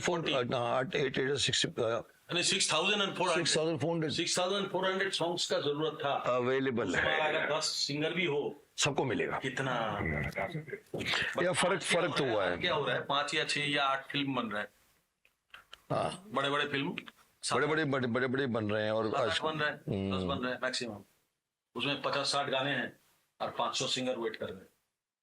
तो चलिए, ये तो है आज की कई बातें हैं जो आज की, जो उन्होंने बताया कि आज का सिंगर का हालत खराब है, but we are not in bad हालत, नो नेवर। क्योंकि हमने अपना यूट्यूब चैनल खोल दिया, आप जानते हैं। हाँ, अभी रिसोर्सेस बन गए। हाँ, उसमें मैं अपना दर्शकों को बोलता हूँ कि एवरी 7 to 10 days एक न्यू सॉन्ग आपको मिलेगा all time, and that is 90s flavour and 90s lyrics. तो आपने सोचा एंड ये बहुत जरूरी है आज के जमाने में। मैं कभी कभी एजुकेशन के बारे में बोलता रहता हूँ, तो मैंने कहा था कि गुरुकुल सिस्टम को लाना चाहिए। आपका फैंस को आप क्या जवाब देंगे? आपका फैंस जब आपको मांग रहा है, हाँ, और क्या जवाब देंगे? तो आपको तो कुछ देना पड़ेगा ना फैंस को। तो you got to be ready to give to, if you capable, अगर आपके अंदर अगर वो कैपेबिलिटी है तो आप क्यों नहीं देंगे? आप फैंस को खुश करिए सबसे पहले। तो जो लोग नहीं करते, जो नहीं करते वो आलस में करते। ये जो नहीं करेगा वो उसका कोई कमी होगी। लेकिन मैं समझता हूँ कि अगर मैं गाना गा सकता हूँ तो मैं अगर फाड़ में जाए फिल्म इंडस्ट्री हमको नहीं गवाएगी। आई एम नॉट टेकिंग, नहीं, बहुत सही कहा आपने। ये आज की जरूरत, उनका मनोवृत्ति अगर ऐसा हो तो भाई कुमार सानू को लेने जाऊंगा तो हमको 5 लाख रुपया देना पड़ेगा एक गाने के। अभी न्यू सिंगर जो आ रहा है वो हमको 5 लाख देके गाएंगे। This is the differences between the supply and demand. उसमें क्या हो जाता है कि आप गाना गवाओ ना गवाओ, हम हमारे फैंस को खुश रखने के लिए हम हर हफ्ता 10 दिन में एक अच्छा गाना हम पब्लिक को दें। तभी आप लंबे चल रहे हैं। ये आपकी खुद की एक अंदर की एक कर्म है आपका। आप अपने आप से एक, यू कांट बिलीव कि मैं अब भी जस्ट 10 दिन 12 दिन 15 दिन पहले वापिस आया अमेरिका से। आपने सुना भी होगा। आई have done 14 shows in America, 14 shows and 5 shows in Australia, and वहां पे YouTube में बड़ा करके ये पोस्टर आया कि all 14 shows are sold out show। तो पब्लिक मांग रहे हैं। पब्लिक भूखी है। हाँ, ये 90s के गाने पब्लिक अरे 90s के गाने ही गाने थे सर। गाने का गोल्डन टाइम वही था। एरा जो बोलता है ना, तो आज मैं मजाक नहीं कर, मतलब मैं बुरा नहीं लगता हूँ, साउंड करता हूँ। आज के सिंगर्स, माफ करना, मैं कई बार बोलता हूँ और सामने से बोलता हूँ, डोंट टेक मी रॉन्ग। आज के सिंगर्स और पुराने सिंगर्स में जमीन आसमान का फर्क है। आज का सिंगर 10 मिनट के बाद में जो शोर शराबा पीछे, वो टीन कनस्तर छीन कर गला फाड़ कर चिल्लाना, क्या ये गाना है आज हो रहा है। आप 10 मिनट के बाद आपको सिर में लगने लगता है। वो तलत साहब का गाना, वो रफी साहब का गाना, लता जी का गाना आप सुनो तो मूड बन जाता है ऐसा। क्योंकि उसमें वॉइस का प्रेफरेंस था पहले। वही आज म्यूजिक प्रेफरेंस हो गया। You're right. This is the- आप वॉइस कुछ भी हो, सबसे बड़ा यही है ना डिफरेंस। और एक और चीज ऐड होगी सर उसमें कि हर गाना डांस का गाना लगता है। जब कोई सिंगर गाता है ना तो लोग उठ के फुटते भी। ऐसा करते हैं, तो अरे सुन तो एक गाना वर्ड कोई नहीं सुनता सर, उनको चाहिए। लेकिन सर एक बात है, मैंने अपना जो शो करके आया मैं इसमें देखा यंग क्राउड से लेके यंग लड़के, हम ये भी कुछ दिन पहले सन्मुखानंद में भी किया था। अच्छा, अभी- हाउसफुल सोल्ड आउट शो था। अभी भी शनमुगा सिंह चलता है? हाँ, अरे सोल्ड आउट शो था मेरा। Really? एंड 80% यंग क्राउड था। Young crowd. Yes. क्या बात है। डांस करना ही लोग नहीं चाहते हैं, इसमें से कितने लोग नहीं, अगर आप अच्छी चीज और दोगे तो गाने में ये सर लोग भूखे हैं अगर सर। मैं उनको कोई गाना बोलूं कि भाई मैं ये गाना गा रहा हूँ, वो बैठ के सुनेगा इसलिए सुनेगा। तो गाने में दम है। सर एक इंटरेस्टिंग सवाल पूछना चाहता हूं आपसे। संगीत जगत की एक ऐसी हस्ती, एक ऐसी शख्सियत जिसको साक्षात मां सरस्वती का स्वरूप माना गया है, हमारी स्वर कोकिला लता जी, उनके साथ गाना गाने का आपका पहला अनुभव साझा करेंगे आप? बहुत अच्छा क्वेश्चन किया। आजकल ये एक कंट्रोवर्सी चल रहा था। मेरा एक कंपोजर है, बहुत ही अच्छा कंपोजर है, जतिन ललित। जतिन ललित। हाँ, तो ललित जी ने कुछ बातें इस तरह से किए थे कि लता जी के साथ मेरा पहला गाना तुझे देखा तो ये जाना सनम, नो तुझे देख, नो, अच्छा वो नहीं है। It's wrong. क्योंकि लता जी के साथ मैंने पहला गाना गाया था बप्पी लाहिरी जी का म्यूजिक में, नया साउंड करके एक पिक्चर था जिसमें मैं फर्स्ट गाना उनके साथ गाया था, प्यार तुम मुझसे करती हो, and that was my first song. प्यार तुम मुझसे करती हो, प्यार तुम मुझसे करती हो, हाँ हरी हूँ। वो था पहला गाना मेरा। उसके बाद किसके ऊपर पिक्चराइज हुआ था वो? इतना तो अच्छा, आप उधर जाते नहीं, ओके। मुझे याद नहीं है। तो फिर वो उस बपीदा का होगा, तो फिर मिठुन भी हो सकता है। And that was my first experience with Lata Mangeshkar ji. मुझे मालूम नहीं था उस दिन के मैं किसके साथ डुएट गा रहा हूँ। सानी स्टूडियो था, सानी स्टूडियो। सानी studio third floor. Third floor में एक छोटा सा म्यूजिक रूम हुआ करता था जिसमें सिंगर गाते थे, और सेकंड फ्लोर में वो रिकॉर्ड किया जाता। हाँ याद है मुझे, नीचे रिकॉर्ड होता ऊपर होता था, याद है। तो वहां पे हम लोग रिकॉर्ड किया था। हमें मालूम है कि हम वेट कर रहे थे, मेरे बाजू में एक नीचे माइक लगा हुआ था शॉर्ट हाइट का। तो मैंने बोला कौन आएगा, कौन मेरे साथ वेट कर रहा है? बोला हाँ हाँ। तो हाइट को देख के आपको लगा कौन आएगा? मेरे को मैं बोला इतना छोटा हाइट लगा रहा है, क्या बात है कोई? तो थोड़ी देर बाद देखा दरवाजा खोल के सफेद साड़ी में सरस्वती की तरह एंट्री लिया उन्होंने। And that was my first. मैं वो बयान नहीं कर सकता एक्चुअली कि हाफ पैंट पहन के कलकत्ता में के गली में जो साइकिल का टायर चलाते चलाते लता जी का गाना सुनते थे। गाना सब आ रहा है, छोड़ दे सारी दुनिया किसी के लिए, इस तरह के सब गाने सुनते थे। कितने गाने लता जी के। अभी उस गली में से उठ के बॉम्बे में आके लता जी के साथ खड़े होके गाना गा रहा है, तो भी एक ही इनक्लोजर एक ही में, कमरे में, क्या बात। एक ही दोनों बाजू बाजू में दोनों का माइक है। अब दोनों साथ में, तो सोच सकते हैं कि मेरा उस समय क्या हाल। क्या मैं तो बोलता हूँ गूज बम्स बोलते हैं उसको, कि आदमी देख के सडनली क्या फील ये कहाँ से उठ के मैं कहाँ आया और कहाँ ऊपर वाले ने मेरे को कहाँ खड़ा कर दिया। तो मैं बहुत डरा हुआ था। मैं लता जी को बोला कि मैं आपके सामने, मैं तो पैर छुआ पहले। बोलते नहीं मैंने सुना तुमने बहुत अच्छा गाते हो, मैं तुम एकदम अच्छा गाओगे। मतलब मैं इतना नर्वस हूँ कि मैं गा नहीं पाऊंगा, गा पाऊंगा पता नहीं मेरे को। तुम बहुत अच्छा गाओगे, गाओ देखो कितना अच्छा गाओगे। तो हम दोनों ने कैसे भी करके बहुत सारे बातें हुए, हंसी मजाक होके मैं थोड़ा सा मतलब पहले आइस ब्रेक हो गया, आइस ब्रेक हो गया। आफ्टर दैट मैंने गाना गा दिया और उसके बाद नीचे आके हम लोगों ने बहुत सुना उसको। नीचे आके सुनना पड़ता है। हाँ, नीचे आके सुनना पड़ता है ना। फिर सब लोगों ने बहुत तारीफ किया, सब हुआ ये that was my first song. तो ये गलत बात है कि तुझे देखा तो ये जाना, तुझे देखा तो वो नहीं है। नोट कर लीजिए इनका पहला गाना क्या है। उसके बाद तो मैंने बहुत सारे गाने बहुत गाए उस वक्त। तो आप सर उस वक्त हाईलाइट ये है कि लता जी के साथ मैंने जितने गाना गाए उनमें से 98% गाना हिट है। हिट हुआ है ना सब। मैं एक एक करके आपको बताऊंगा तो आप बोलेंगे अच्छा ये गाना भी अच्छा। एक गाना उसमें से कोई याद हो तो सुना दो, पब्लिक तरस रही है, एक कोई अपनी चॉइस का सुना दो। हाँ जी, ये गाना छोड़ के जैसे कि आपको मालूम होगा, होठों पे बस तेरा नाम है, तुझे चाहना मेरा काम है, तेरे प्यार में पागल हूँ मैं सुबह शाम, जानम I love you you love me, जानम I love you you love मी।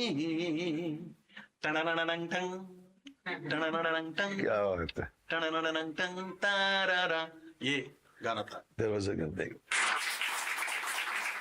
और Lata ji was very was cooperative always. I mean used to, आपने देखा encourage तो करती है, Tremendous, but then कभी उनको कोई थोड़ा सा कम सिंगर मिलता है तो कभी इरिटेट नहीं होती ना। नेवर। She had that, मैं उनकी बुक पढ़ रहा हूँ, एक बहुत ब्यूटीफुल बुक लिखी है, और मैं कमाल के इंसिडेंट्स हैं और कमाल का आर्टिस्ट खाली नहीं है, एक ह्यूमन बीइंग, कमाल की ह्यूमन बीइंग, जिस तरह से जो ग्रो होता है ना, ऊपर वाले ने एकदम भर सब कुछ दे दिया है उनको, लगता है। और मतलब मैं कभी कभी बोलता हूँ सिंगर का, मैं शायद रॉन्ग भी हूँ, मैं कभी कभी इंटरप्रेट करता हूँ अपनी तरफ से, because I am also known as dialogue writer, मेरे डायलॉग्स भी लोग रिपीट करते हैं।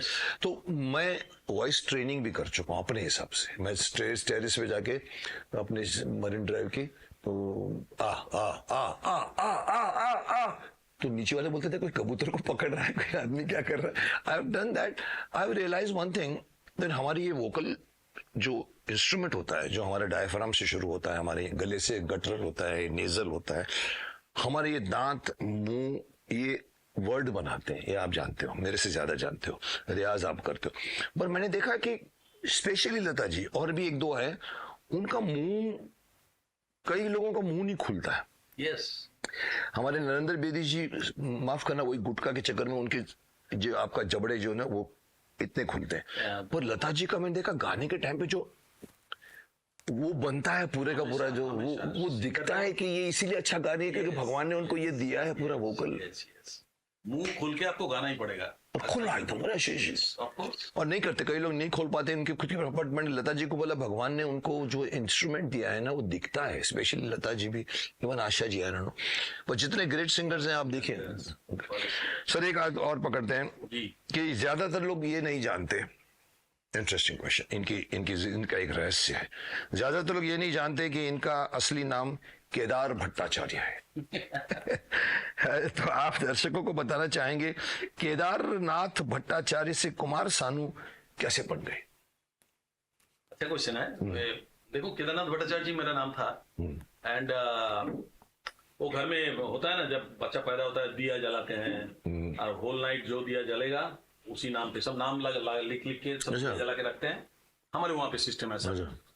तो सुबह जो दिया जलता रहेगा वो उसके नीचे जो नाम लिखा हुआ है वही नाम होगा बेटे का। नाम बहुत सारे लिख के छोड़ देते हैं, 6-7 नाम लिख के 6-7 दिया, तो जो दिया का जिस नाम का दिया दिन भर जला वो नाम, व्हाट अ ग्रेट थिंग। तो मेरा नाम केदारनाथ भट्टाचार्य जी निकला। बचपन में तो पता नहीं चला, फिर आहिस्ता आहिस्ता बड़ा हुआ, थोड़ा सा चारों ओर से केदार केदार करके जो चिल्लाते लगे तो मेरे को ठीक नहीं लगा। अपनी एज के हिसाब से केदारनाथ मतलब बूढ़ा सूढ़ा आदमी होगा, केदार आश्रम, हाँ केदार बाबू, केदार बड़ो केदार, ये वो सब जमता है। तो मैंने बोला कि ये नाम मेरे को, घर में एक नाम था मेरा, मैं थोड़ा सा गोड़ा था बचपन में, थोड़ा सा गोल गोल था, मैं आज भी मोटा हूँ लेकिन उस समय और मोटा था, गोल गोल था। तो मेरे को छाना छाना करके बुलाते थे। छाना यू नो, जैसा मिल्क, दूध को फटा के जो छाना बनाते हैं ना, अच्छा दूध छाना जो पनीर बोलता है, पनीर जिसका बनता है, तो वो मेरा नाम था छाना। घर पे छाना था, वो छाना से आहिस्ता आहिस्ता सब बोलते बोलते सानू हो गया, छाना से सानू हुआ। तो सानू था, तो मैं तो एकदम पजल्ड हो गया, ये केदार नाम को कैसे चेंज करे। कब तक आप कहाँ थे? वही कलकत्ता में सानू नाम था, सानू करके डाक नाम, तो सानू को मैंने फैला दिया, वो लोग फैल गया था जो आपको अच्छा लगा था। आप दोस्त लोग सब सानू सानू करके ही बुलाते थे, कोई केदार नहीं हुआ। केदार बोलने में भी स्कूल के इसमें नाम जो था केदारनाथ, उसमें लिखा हुआ था। तो मैं जब बॉम्बे आया, तब बॉम्बे आके कल्याणी भाई के साथ काम करना शुरू किया, तो उस समय मेरा नाम था सानू भट्टाचार्य, क्योंकि केदार मैं ऑलरेडी केदार को साइड में करके सानू भट्टाचार्य बोला, सानू भट्टाचार्य जी लिखा हुआ होगा गाने में। तो अब मैं किशोर दा का जितना भी गाना मैंने रिकॉर्ड किया, उसमें एक छोटा सा कोने में छोटा करके नाम, सिंगर सानू भट्टाचार्य, किशोर दा का बड़ा फोटो, ताकि लोग खरीदे उसका फोटो देख के। तो पीछे एक छोटा सा मेरा फोटो होता था और एकदम छोटा करके लिखा था सानू भट्टाचार्य जी। तो कल्याण जी भाई मेरा मैं जब बात करता हूं तो आपको पता चल जाएगा कि मैं शायद मैं बंगाली हूं कि क्या हूं। टोन तो आ जाती है। हाँ, टोन पे आ जाता है। मैं इसके ऊपर कभी वर्कआउट नहीं किया, बट उर्दू स्पेलिंग या उर्दू प्रोनाउंसिएशन, उच्चारण मैं बहुत ही क्लियरली गाने में लाते हो, गाना मेहनत करते खाली नॉट ओनली दैट 26 लैंग्वेजेस में मैं गाना गा चुका हूं। मेहनत करते हो। चाहे मलयालम हो चाहे ये हो, मैंने मौलवी रख के सीखा ओ कि जीप को कैसे करके कौन जगह बहुत जरूरी, क्या क्या प्रोनाउंसिएशन किया जाता है किस तरह से। तो उसमें तो कलाजी भाई बोला तुम्हारा उर्दू प्रोनाउंसिएशन इतना क्लियर है, और बंगाली बंगाली बट बंगाली होने की वजह से बॉम्बे इंडस्ट्री में, आप लोग शायद जानते नहीं हो, आप छोटे छोटे हो, आप जानोगे, बॉम्बे इंडस्ट्री में उस समय बंगाली होना, उर्दू बोलना, इसके लिए बहुत ही एक माइनस पॉइंट था। ये नहीं बोल सकते कभी वो क्योंकि लोग। रोसो गोल्ला एक इससे बात पहले करेंगे हम। हमने इससे पहले सुना होगा, बहुत बड़े बड़े सिंगर थे हमारे यहाँ पे, जैसे कि हेमंत दा। हेमंत दा, यस। हेमंत दा का गाना सुनने से आपको 1 मिनट में पता चल जाएगा कोई बंगाली गा रहे हैं। थोड़ा आता है उसमें बिल्कुल बंगाली गा रहे हैं। आता है उसमें, होता है थोड़ा सा उसमें। बपीता। हाँ, बपीता तो मालूम पड़ ही जाता है पूरा। बिल्कुल मालूम पड़ जाएगा आपको कि बंगाली गा रहे हैं। बोलता है आपका प्रोनाउंसिएशन से पता नहीं चलता है कि you are Bengali. Bengali, that is compliment. हाँ, तो बोलता है कि बट तुम्हारा नाम जब ही आएगा ना सानू भट्टाचार्य जी, तो लोगों को पता चल जाएगा तुम बंगाली। क्या यार, क्या बंगाली, क्या उर्दू बोलेगा। तभी भट्टाचार्य सर पर आने लगा आपको। तो उन्होंने बोला कि मैं तुम्हारा नाम रखता हूँ, उन्होंने ही मेरे को ये नाम दिया, कुमार सानू। कुमार सानू, उन्होंने कुमार सानू नाम दिया, एंड बोला कि इसमें किसी को पता नहीं चलेगा तुम कौन सी जात के हो। और एक्टर की कोई जात नहीं होती, कलाकार की कोई जात नहीं। यूसुफ भाई है या दिलीप कुमार है, ये बात है। हाँ, सबका मैं जब नेपाली गाता हूँ तो नेपाल के लोग सोचते हैं कि हम नेपाली हैं। मैं जब उड़िया गाता हूँ तो लोग उड़ीसा के लोग सोचते हैं कि ऐसा उड़िया कैसे बोलते हैं। मलयालम, तेलुगु, तमिल। और उसमें अगर लिख दिया कि आपका नाम भट्टाचार्य है तो फिर वो लोग और सोचने लगे यार बंगाली होएगा, देखो सुनो किधर पकड़ो। हम जल्दी करके, जैसा लता जी के बंगाली गाना गाते हैं, लता जी एकदम क्लियर कट, कोई जगह पकड़ चलता है, पकड़ जाते हैं। लेकिन ये हम पकड़ते हैं तब जब हम जानते हैं कि उनका नाम लता मंगेशकर है। शी इज नॉट बंगाली, इसीलिए हम पकड़ पाते हैं, अदरवाइज कोई सवाल ही नहीं है। सब बांग्ला गाना गाते थे लता जी, कि वो बंगाली नहीं है, लेकिन इसलिए कि उनका नाम के पीछे एक मंगेशकर था, लता मंगेशकर, इसीलिए बोलते ये तो बंगाली नहीं है, तो कहीं ना कहीं तो बंगाली थोड़ा सा तो होगा ही, या जान दो। लेकिन आपको किसी ने नहीं पकड़ा। ये बात है कि हमको कल्याण जी भाई ने बोला कि भाई तू कुमार सानू रख ले, किसी को पता नहीं चलेगा कौन सा कास्ट के हैं। ये शानू है कि सानू है? Sanu, SANU, ANU, not SH। Shanu नहीं, SANU। कुमार सानू। सोनू निगम भी है ना, उनसे कोई आपका कोई? ना वो कोई नहीं, वो अलग है, सोनू अलग है और आपका सानू है। सानू। सो ये बात तो क्लियर होगी कि कुमार शानू नहीं है, कुमार सानू है। और कैसे पढ़ा वो भी हमने सुन लिया। लेकिन कहीं से मुझे सुनने में आया था कि आपका एक और नाम भी है, टाइगर। किसने दिया आपको ये नाम? टाइगर नाम एक्चुअली नादिम ने दिया था। नादिम श्रवण का नादिम जी ने। अच्छा। पहला गाना मैंने रिकॉर्ड किया था उनका, नजर के सामने जिगर के पास। नजर के सामने। एंड पहला जब उन्होंने मेरे को माइक पे खड़ा किया, और क्योंकि गुलशन जी ने परिचय कराया, ये नादिम श्रवण है, ये सानू है, तो जब पहला गाना मेरे को रिकॉर्डिंग करने के लिए जब माइक पे खड़ा हुआ, पहला जो मैंने बोला, हे नजर के साम, जो बोला मैंने, जिस भर के बोला। हाँ, तो अंदर से चिल्लाने लगे, अरे टाइगर यार थोड़ा सा माइक को दूर कर, माइक से दूर। बहुत फ्लो आ रहा है हमारे पर। वॉल्यूम फट रहा है यहाँ पे, स्पीकर ये सब बोल रहा है। तो जल्दी फेडर नीचे किया करके वो लोगों ने मेरे को, तब से मेरे को टाइगर बोल रहे। वो टाइगर नाम वो लोगों ने दिया। लेकिन उन्होंने तो दिया, लेकिन ये भी सुनने में आया कि आप अकेले में सोने में डरते हैं। सही बात है? बात तो सही है। देखो भाई, मेरे को टाइगर हूं, मैं लोगों के साथ टाइगर हूं, सब ठीक है, लेकिन क्या है कि जब अकेला सोता हूं, अभी देखो भूत का तो कोई आने का कोई रास्ता वास्ता तो नहीं होता है, वो तो एक मन का ख्याल है। भूत से मेरे को बहुत डर है आपके दिमाग में? अच्छा। भूत से बहुत डर है। अंधेरे कमरे में अकेले में नहीं जा सकता। मेरे को ऐसा लगता है कि मैं ये बाजू सोऊंगा तो मेरे पीठ के पीछे अगर खड़ा होकर कुछ करे तो मैं उसका क्या जवाब दूं, क्या करूं उसका, तो सही इसलिए डर लगता है। तो कोई ना कोई मेरे रूम में सोता ही है। तो आजकल मैं कोशिश कर रहा हूँ, देखो ये भी मैं एक चीज मैं आपको बता रहा हूँ, हर चीज का तोड़ तो है। तो अभी भी मैं कोशिश करता हूँ कि टीवी चला के टीवी होल नाइट टीवी चला के, वो भी एक कंपेनियन आवाज आती हाँ, रहती है। एक हल्का सा उसका साउंड आता रहेगा एंड मैं सोऊंगा। तो आजकल कोशिश कर रहा हूँ अकेला सोने के लिए। करो करो साहब, क्योंकि ये मशहूर बात है कि जो फियर या डर ये आपको पूछ के नहीं आता। डर कभी भी आपको पूछ के नहीं आएगा, आपके अंदर एंटर कर जाएगा, आपको मालूम नहीं पड़ेगा। लेकिन डर आपकी इजाजत के बगैर बाहर नहीं जाए। Very good. उसके लिए आपको उसको लात मारना पड़ता है, तरीका ढूंढना पड़ता है। एक आदमी डरता था एक रोड क्रॉस करने में, रात को अंधेरे में। उसको काम की समाज घर में तो एक जगह आती थी, बहुत डरता था। तो वो उसने एक बार वो नया तरीका, उसने एक छोटे से बच्चे को साथ में ले लिया और छोटे से बच्चे के साथ वो 500 मीटर की रोड है क्रॉस करके, उसको कोई डर नहीं लगा। हालांकि देखो तो वो बच्चा क्या करेगा, कुछ भी नहीं कर सकता। लेकिन साइकोलॉजी ये मेरे साथ में है। ये आदमी ये हनुमान चालीसा पढ़ो। अगर सोते रहे मेरे साथ बाजू नीचे आसे पास कहीं भी सोते रहे, अगर भूत आ गया मेरे पास तो वो क्या कर लेगा? सबसे बड़ी बात ये है। निकालो मैंने कहा ना, डर आपको अंदर से धक्का मार के निकालो, धक्का मार के हो जाएगा विजयी भव। चलिए आगे बढ़ते हैं। ये भी कर लिया हमने। आपने जो मुकाम हासिल किया है वो अविश्वसनीय है। किसी के लिए दूसरा कुमार सानू बनना असंभव है, पर क्या इसके बावजूद आपकी कोई इच्छा, कोई तृष्णा ऐसी रह गई जो आप करना चाहते थे?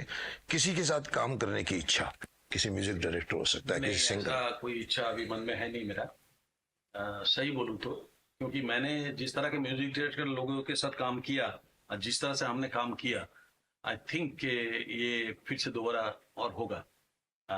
तो वो चाहत तो नहीं है कि भाई कि मैंने उनसे नहीं किया काम, पर्टिकुलर कोई म्यूजिक डायरेक्टर के साथ मैं काम करूंगा, मेरा ये सपना है, ऐसा कुछ नहीं है। बट एक सपना मेरा जरूर है मन में कि मरते दम तक गाना गाते जाऊं। क्या बात, बस यही बहुत जरूरी है। In your own shoes you want to walk. तालियां बजाइए और आप गाएंगे। ये अंदर की जील होती है जो आपको लेके जाती है। देव साहब देखिए एंड तक काम कर रहे हैं। जो एनर्जी थे उनके लिए, you are looking handsome, I want to take you in my film. कमाल का है एनर्जी यार। वो एंड तक देखो, उन्होंने फेस नहीं दिखाया। कहते हैं जब वो अमेरिका में जब उनकी डेथ हुई तो लड़के को कहा था कि लोगों ने मेरे को ऐसा देखा है, ऐसा मत दिखाओ। राजकुमार अनदर पर्सन सर, मेरे को स्पेशली मालूम है, मैं उसके बेटे के साथ शूटिंग कर रहा था, जो उसका बेटा है तो प्रकाश मेहता की फिल्म में, तो मालूम पड़ा उनकी डेथ होगी। तो बोलते हैं उनको, मैंने कहा तो शमी साहब मेरे घर में, शमी साहब के पास मैं कुछ गया था उनके घर में कुछ पूछने के लिए।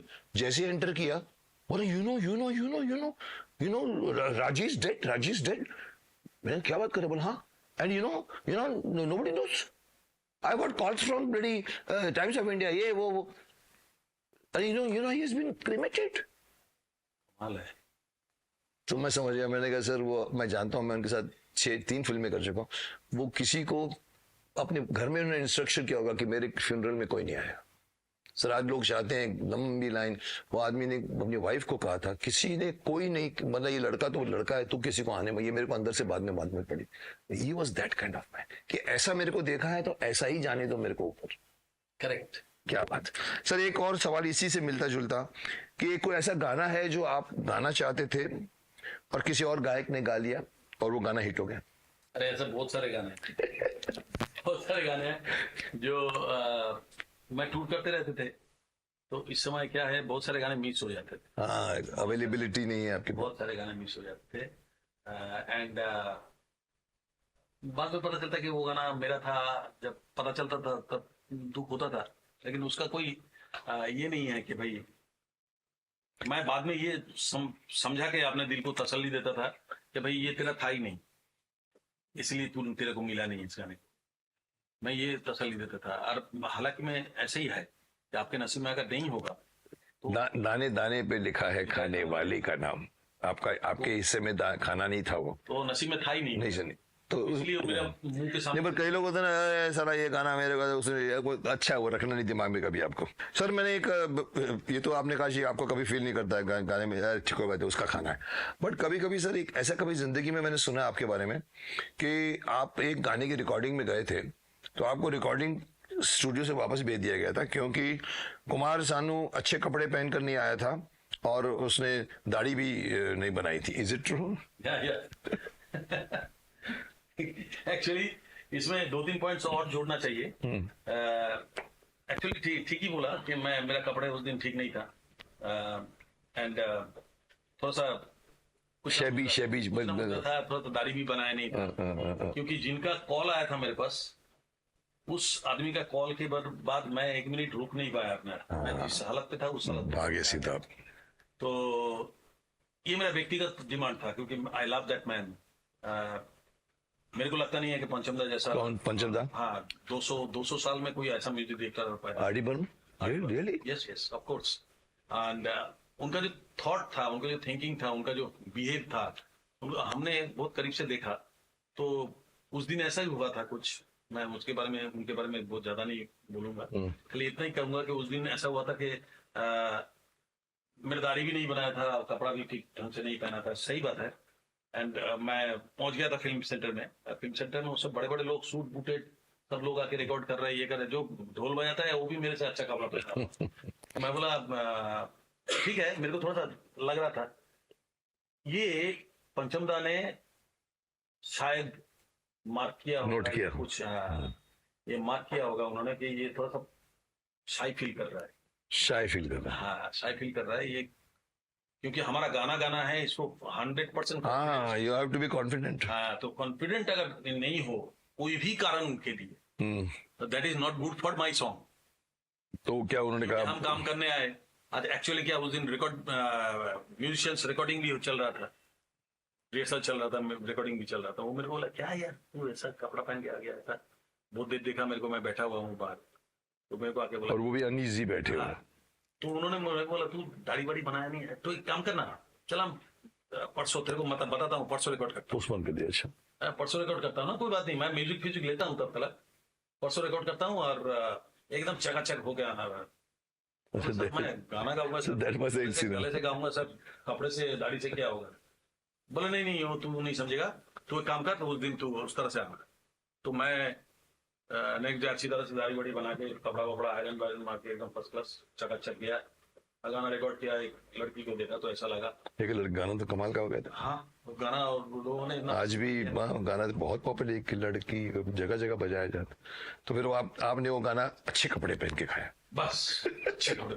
सर मैं सोचता हूँ कि पब्लिक से कुछ सवाल लिए जाएं, तो कोई, चलिए शुरू करते हैं। आप लोग ने बहुत सुना है, कोई बताइए, कोई पूछना चाहेगा? कोई खड़े होकर पूछे। Sir I have one question, क्या आपने कभी कोई ऐसा गाना गाया है जिसका कोई पैसा ना मिला हो और गाना भी हिट हुआ हो? क्या बात है, पैसा ना मिला हो और ऊपर से गाना हिट हुआ हो? सोचने वाली बात है। मैं देखिए, मैं ना, मेरा एक नेचर है ये, मैं किसी को, बहुत सारे इंडस्ट्री में मालूम है सबको कि मेरे सामने ना कोई छोटा म्यूजिक डायरेक्टर या बड़ा म्यूजिक डायरेक्टर बोल के कोई चीज नहीं होता है। मेरे सामने म्यूजिक डायरेक्टर मतलब he is my God, he is God. हमारे लिए चाहे वो छोटा हो या बड़ा हो। ऐसा बहुत सारे गाने हैं जिसमें मैंने पैसा नहीं लिया, ऐसा बहुत सारे गाने हैं। अभी उस गाने में से कोई गाना मैं बोलूंगा तो ये क्या होगा मालूम है, वो जो आदमी का म्यूजिक है तो थोड़ा सा छोटा करना पड़ेगा, या बुरा लगेगा, जो पैसा नहीं दिया उसको बुरा लगेगा, या तो उनका कोई फैमिली मैन रहेगा उसको बुरा लगेगा। लेकिन मैंने बहुत सारा ऐसा न्यू म्यूजिक डायरेक्टर, न्यू कमर म्यूजिक डायरेक्टर, न्यू कमर सिंगर, उनके साथ मैंने डुएट गा दिया। बोला कोई बात नहीं, बहुत सारा आपने ऐसा बहुत सारे गाना देखे होंगे। आपने उस समय देखे होंगे बेला सालुके करके सिंगर थी जो बहुत अच्छा गाती थी लता जी की आवाज में। उसके अनु मलिक जी के ट्यून सूट में उनके साथ डुएट गाया, तो हम बोल सकते थे नहीं अलका जी गाएंगे या तो साधना जी गाएंगे या कविता जी गाएंगे। नो, मैं हमेशा जिंदगी में आज भी ये मैं कर रहा हूँ कि कोई भी न्यू म्यूजिक डायरेक्टर हो, छोटा बड़ा कुछ नहीं है, म्यूजिक डायरेक्टर हमारे लिए गॉड होता है। मैं उसको उस तरह से, मैं उसका नाम नहीं बताना चाहूंगा, वो गाना भी नहीं। बस ठीक है भाई, इन्होंने फ्री गाने बहुत गाए हैं। That is answer to your question. Okay, कौन और कोई पूछना चाह, बोलिए, खड़े हो जाइए। सर मेरा क्वेश्चन मुकेश सर से है। मेरे से? अरे बाप, चलिए ठीक है, माइक इनसे ले लेता हूँ, आइए चलिए बोलिए। सर अभी रिसेंटली में कल की मूवी रिलीज हुई है जिसकी आपने काफी तारीफ की है। कहाँ फंसा रहे हो मुझे? हाँ, फिर आगे। हाँ सर मेरा क्वेश्चन ये था और लाखों फैंस का ये क्वेश्चन था कि अगर कल की 2 के लिए आपको अप्रोच किया जाए भीष्म पितामह के लिए, तो क्या आप ये एक्सेप्ट करेंगे? सर लाइक अमित जी ने भी काफी अच्छा काम किया एज अश्वत्थामा, तो क्या सर हम अश्वत्थामा और भीष्म पितामह को एक साथ एक फ्रेम में देख सकेंगे? जैसे अश्वत्थामा के लिए अमिताभ बच्चन वैसे भीष्म पितामह के लिए मेरे को करे सर, सोचना पड़ेगा, बहुत सोचना पड़ेगा। मैं फिर से पितामह नहीं कर सकता। मैंने ये इंस्पिरेशन लिया है मार्लन ब्रांडो से। मैं ये नहीं कहूंगा कि मैं उनको कॉपी कर रहा हूं, बट मुझे अच्छा लगा वो इमोशन। उन्होंने गॉडफादर किया था, डॉन कॉर्लियन, यहाँ पर ऐसे रख के बात करते थे, I will make him an offer he can't refuse. उसकी सेकंड पार्ट बनी थी पास्ट में, उनका बचपन कैसे बने थे डॉन वो, तो उनके पास गए थे, उन्होंने कोपोला गए थे, उनको बोला, उनका सर ये सेकंड फिल्म बन रही है ऋषिकुल में, आपको करना है, आपका थोड़ा यंगर एरिया दिखाएंगे जो कैसे बने। You know what he said, one film is enough for me. अब रीजन में बताता हूं, जो मैंने अपने हिसाब से समझा है कि उनको लगा था कि मैं उसमें थोड़ा 19-20 कर जाऊंगा तो साली जो मेरी क्रेडिट बनी है बर्थडे की ठप गिर जाए। ये बात ये और वैसे मैं हम कंपैरिजन क्यों खुद को क्रेडिट मैं दूं? ये इन्होंने सही पकड़ा। मैंने यही सोचकर सेल्फिश हो गया हूं कि जो कमाई की है मैंने भीष्म पितामह की, उस जमाने में जोश था, सुबह से निकलते थे 7 बजे, रात को 2:30 बजे तक शॉर्ट कर। आज नहीं है, सपोज थोड़ा 19-20 किया तो मेरी जो कंपैरिजन ही कमाई नीचे आ जाएगी। अरे ठीक है, इतना अच्छा एक्टर नहीं है यार अभी, यार ये तो अभी तो अच्छा एक्टर बोल रहे समय तो कर गया था, पता कर नहीं कैसे गया। किया। हालांकि मैं कर सकता हूँ, मुझे मालूम है, मैं मालूम है, मैं मेरे, लेकिन मैं नहीं, रिस्क नहीं लूंगा। तो शायद इतना बड़ा सर मेरे लिए बड़ा ऑफर छोटा ऑफर कुछ नहीं है। यस, कल की हो या सर आप इवन महाभारत में भी मैं सोचता हूँ मैं कर सकता हूँ कि नहीं।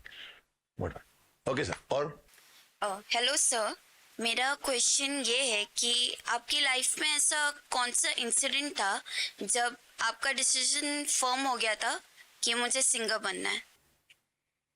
What made you think कि you can I become? know. ये देखो, मैं I was you can see it now. I was actually tabla player. Tabla, really? Tabla, हाँ. You play very well? I played tabla. Really? तो I was a tabla player with my brother and sister, दोनों singing करते थे orchestra group में, and मैं उसमें ढोलक, tabla and चमड़े का इंस्ट्रूमेंट बजाते थे। एंड ये मैंने किसी से सीखा नहीं, ये इनबॉर्न, और डैडी को देख के सीख के। वो एक जगह था, नईहटी करके एक जगह था कलकत्ता में, आप जानते नहीं है, कलकत्ता में नईहटी करके, जहाँ पे ट्रेन लाइन के ऊपर, वहां पे कुछ दादागिरी करने वाले लोग जो थे, दादा भाई बोलते हैं ना सब, तो बड़े बड़े गुंडा टाइप का, उनका शो होता था ट्रेन लाइन के ऊपर स्टेज बना के। ट्रेन लाइन के ऊपर गाड़ी को रोक के? गाड़ी पे उधर जाएगा ही नहीं उस दिन। जो उस दिन गाड़ी जो बंद कर देते थे, ओके, दूसरी साइड से जाएगा। तो उन लोगों का इतना वाट था, तो वो नईहटी में वो जगह पे शो हो रहा था, मेरा बड़े भाई और बहन दोनों गाने गया था, मैं साथ में गया था बजाने। तो कुछ देर के लिए स्टेज खाली चल रहा था। अच्छा, वो कोई आर्टिस्ट रेडी नहीं था, वो आर्टिस्ट आए नहीं, वो गाड़ी में अटका हुआ था, कुछ हुआ रास्ते में, कुछ हुआ होगा, आया नहीं, तो स्टेज खाली जा रहा था। तो किसी ने, मैं गुनगुनाता था, जब ऑर्केस्ट्रेशन रिहर्सल होता था हम लोगों का, तो उसमें मैं गा के थोड़ा सा गुनगुना के बताता था कि ऐसा ऐसा। तो किसी म्यूजिशियन ने बता दिया उस दादा को, गुंडा को, कि आपका, वो बोलता स्टेज खाली जा रहा है, क्या करें, आप लोग चलिए, आप नहीं तो शुरू कर दीजिए। तो बोलता हाँ, हम लोग को टाइम लगेगा ये लगाने में, ये करने में। तो बोलता तो ये बाजू में से म्यूजिशियन बता दिया कि ये गा अच्छा गाता है, इनको आप गवा लीजिए ना 1-2 गाना। बस मेरा तो हाथ में आ गया। मेरा हालत जो हुआ, मेरे को 22,000 क्राउड, 22,000 क्राउड में एकदम, और मेरे को खड़ा कर दिया। तो मैं तो लास्ट में, वो जो बोलता है ना बिल्ली का हालत होता है, जो कोना पकड़ लेते हैं, अब तो करना ही पड़ेगा कुछ। वो करना ही, जब करना ही पड़ेगा, चल उठो, चलो गाओ। अभी ऊपर से बाहुबली लोग। हाँ, बाहुबली मतलब भयंकर बाहुबली। अच्छा, हाँ, बातों बातों में मर्डर करने वाले लोग हैं। तो हाँ, तो वो जब मेरे को 2-3 बार धमकाया, फिर मैं चला गया स्टेज पे। क्या करूं, माइक लेके मैं कांपते कांपते मैंने गाना गाया, और वो गाना था दुनिया में लोगों को, अपना देश वाला गाना। दुनिया में, देश में है, दुनिया में सुना ही सर लोगों को। अभी समझ लीजिए ये 22,000 क्राउड है। वही डड्डू आरडी बर्मन का ही। वही तो अपना देश का गाना गाया, तो पब्लिक ने इतना तालियां बजाए, अब मैं तो डर डर के एक बार एक को नहीं जा रहा हूँ, एक बार वो को नहीं जा रहा हूँ, कांपते कांपते। वो लोग सोच रहे हैं कि मैं परफॉर्म कर रहा हूँ, उनको लग रहा था कि मैं परफॉर्म कि आप हिल रहे हैं तो आप डांस कर रहे फिर हैं। उसके बाद सेकंड सॉन्ग गाना पड़ा उनके रिक्वेस्ट पे। सेकंड सॉन्ग गाया, गाने के बाद जब पब्लिक ने इतना अप्लॉज दिया, सब कुछ दिया, इतने दादा आया, बोलता थैंक यू तुमने गा दिया, बहुत अच्छा, संभाल भी और लिया, artist आ टाइम गया, दिया, artist आ गया। आ गए तब तक आप टाइम पे स्टेज संभाल लिया आपने। हाँ, तो मैं स्टेज से निकल कर तबले में बैठ गया जाके, मैं काम कर। रात को जब घर आया तब हमको गाड़ी में आते आते सारे म्यूजिशियन बोल रहे, तू तो यार गा सकते हैं, तू क्यों नहीं गाते, तू तो स्टेज पे कमाल कर दिया, पब्लिक देखा कैसा चिल्लाया, तू गा सकते हैं। तो मेरे मन में उस समय हुआ कि आई कैन सिंग। वो डिस्कवर होता है अंदर से। मेरे को ऐसा लगा कि मैं गा सकता हूँ यार, क्योंकि इतना क्राउड था, लोग तालियां बजा रहे, एक जन भी खराब नहीं बोल रहा, सब अच्छा बोल रहा है। उस दिन मैं घर पे आया और डैडी ने मेरे को बहुत डांटा कि तुमने नाच नाच के क्यों गाया। नाच के क्यों हाँ, मतलब मैं बोला अरे नाचा नहीं, घूम रहे मैं थे समझा नहीं पा रहा हूँ कि नाचा कि नहीं, मेरे डर के मारे कंफ्यूज मैं तो हाँ, तो वो लोग बोले अंकल सानू ने आज क्या नाच नाच के गाना गाया, 2 गाना गा के एकदम ऑडियंस को हिला दिया। तब बोला तो बाबा ने मेरे को एक चांटा मारा, बोला, नाचना नहीं ना, गाने के साथ नाच की से। अभी वो लोग आप तो अपने यहाँ आप तो नर्वसनेस में इधर अपने हटाने के लिए नाच कर रहे बट हो। हमारे म्यूजिशियंस जो है वो हमको बताया कि भाई कल से तेरा रिहर्सल शुरू होगा, कल से रिहर्सल करके हम लोग एक अच्छा, आपको ऐड कर दिया उसमें। फिर उसमें ऐड कर दिया, फिर उसमें ही मैं गाना शुरू कर दिया। फिर क्या बात, यही होती है ये मैं इसको कहता हूँ डिस्कवरी ऑफ योर टैलेंट। आपके अंदर एक्टिंग का कीड़ा है। मैं इन सब स्टूडेंट्स को बोलना चाहता हूँ, आप कभी मिरर के सामने खड़े होकर देखिए कि मैं 100 के बीच में खड़ा रहूंगा तो देखूंगा कि नहीं देखूंगा। You have to discover. I discovered when I wanted to become engineer and I did a play in government law college. I could make out कि यार मैं चल सकता हूँ स्टेज पे, डायलॉग बोल सकता हूँ। मेरी जिंदगी का पहला डायलॉग था, अल्लाह के नाम पे 100 रुपए दे बाबा। ये एक भिखारी मीक मांग रहा है लाल किले के पास। हाँ, रियलाइज होता है यार, जैसे इनको रियलाइज हुआ कि यार मैं गा सकता हूँ यार, क्योंकि पहले आपने कभी कोशिश नहीं की।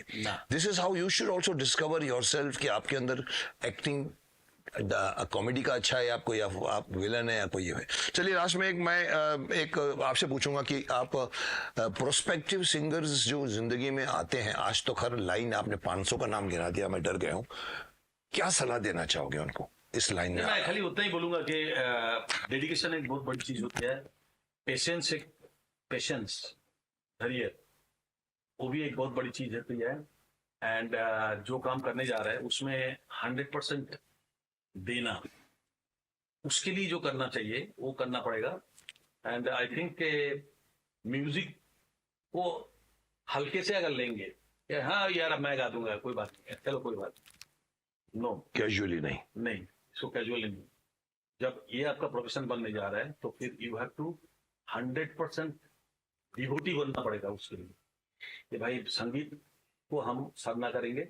एंड उसका जो प्रॉपर ट्रेनिंग होता है वो आप थोड़ा बहुत ले लीजिएगा। एंड वॉइस आपका जो है, अगर अच्छा वॉइस हो तो ही आप कोशिश करना, बट अदरवाइज आप छोड़ देना। मतलब you have to be honest with yourself. हाँ, आप गाना, अगर आपका गला अच्छा नहीं है, हो रहा है, तो आप सोच रहे हैं कि हम लता मंगेशकर बन जाएंगे। No, don't try. तो आपका अगर गला अच्छा है, ऊपर वाले ने आपको अच्छा गला देके भेजा, और अच्छा गला कब पता चलेगा? नहीं, आपके आसपास वाले लोग बोलेगा आप अच्छा गाते हो। नो, जब आप ट्राई करोगे 2-4 लोगों के सामने, जो अननोन लोग है, वो आपको बोलेगा कि भैया आप अच्छा गाते हो, तो आप विश्वास करना कि आप अच्छा गाते हो। तो आप उस समय कोशिश करना, उसके बढ़ाने का कोशिश करना। चलिए हम अपने हमारे यहाँ पर एक परंपरा है कुमार जी, हम जाने वाले गेस्ट को खाली हाथ नहीं भेजते, तो हम आपको एक छोटी सी भेंट देना चाहेंगे। ये हमारा मग है। अच्छा, और मुझे मालूम है कि आप इसमें सिर्फ चाय और कॉफी पियेंगे और कुछ नहीं पियेंगे। ये तो सजा के रख दूंगा, सजा के रख दीजिए।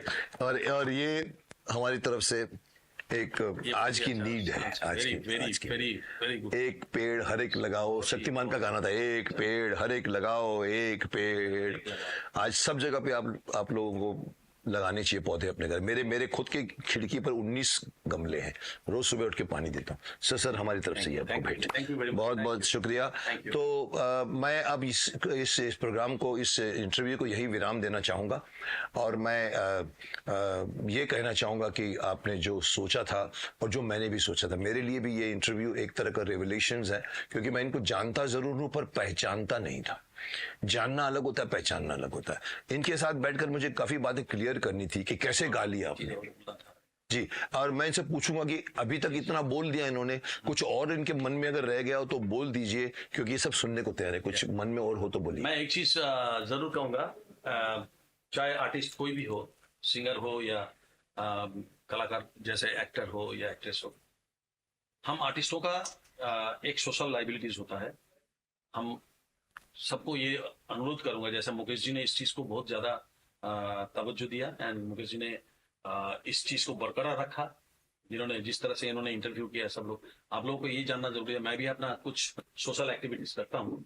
आप लोगों को शायद मालूम नहीं होगा, मेरा 2 अनाथ बच्चे लोगों का स्कूल चलता है। रियली? यस, कुमार सानू विद्या निकेतन। क्या बात। एक कैलकाटा कैनिंग में है, सुंदरबन जहाँ पे रॉयल बंगाल टाइगर है वहाँ पे, और एक दिल्ली में है द्वारका में। कुमार सानू विद्या निकेतन। बम्बई में नहीं है? हाँ ना, मुंबई में नहीं। ओके। तो वहाँ पे छोटे छोटे जो बच्चे होते हैं ना, रिक्शा वाला, ठेले वाला, और यहाँ पे जो है जो खेत में काम करने वाले, उनके बच्चे वो खेत में ही काम करने के लिए पैदा हुआ ऐसा लगता है। तो मैं उन लोगों को अपने खर्चे से, I don't have any NGO, मैं अपने खर्चे से, मैं जो कमाता हूँ पैसा, उसमें से कुछ पैसा मैं उन लोगों के लिए खर्चा करता हूँ। बहुत जरूरी। कि बच्चा बचपन से लेके 5 क्लास तक मैं उसको पढ़ा देता हूँ, ताकि उसको ये विचार करने का क्षमता उसके मन में डाल देता हूँ कि भाई मैं तलवार उठाऊं या कलम उठाऊं। मैं ये समझता हूं कि सारे कलाकार, सेलिब्रिटीज जो होते हैं, उनका एक सोशल लाइबिलिटीज होता है। कृपया करके वो लोग उस चीज को पालन करें, जितना सा हो सके। मेरा ये चीज आप लोग जानते नहीं थे, हम बोलने के लिए नहीं करते, ये हमारे मन की एक तसल्ली होता है। करना चाहिए, आप बोलना चाहते, करना चाहिए। करना चाहिए, ये हर एक को करना चाहिए, छोटा हो बड़ा हो कुछ भी हो। आप बड़े हैं तो बड़े पैमाने पे करिए, छोटा है तो छोटे पैमाने पे। सर इस पर मैं एक 2 लाइन बोल जाऊंगा। सर आपने जो कहा है मैं इसको मानता हूँ, ये मेरे भी मन के। मैंने भी मुकेश खन्ना फाउंडेशन एक चैरिटेबल ट्रस्ट खोला है, वाह। और वहाँ मैं ये गरीब के बच्चे, अभी रिसेंटली मैंने स्कूलों में कापियां बांटी है, 6000 नोटबुक्स विद पेंसिल बॉक्स। मैंने आपको क्यों पूछा? हाँ, मैंने आपको इसलिए पूछा कि आपका स्कूल मुंबई में है, तो अब मालूम पड़ा कि नहीं है, तो मैं आपका स्कूल में अभी पहुंचने वाला था। मैं अच्छा होता था। तो ये मैंने करना चाहिए। हर इंसान को अपने से छोटे से कितने भी, मेरा एक मन में ये बात है कि जो मदद होती है वो धन से नहीं होती, सच्चे मन से होती है। ये हमारा है कि हमको तसल्ली के लिए अपने करना चाहिए। अपने से छोटे तबके को मदद करो, सरकार कुछ नहीं करने वाली, सब करेंगे तो आप जैसे लोग करेंगे। सो बहुत बहुत शुक्रिया। मैं इनको ये बारे में ये कहना चाहता हूँ, इसको यहीं खत्म करते हैं।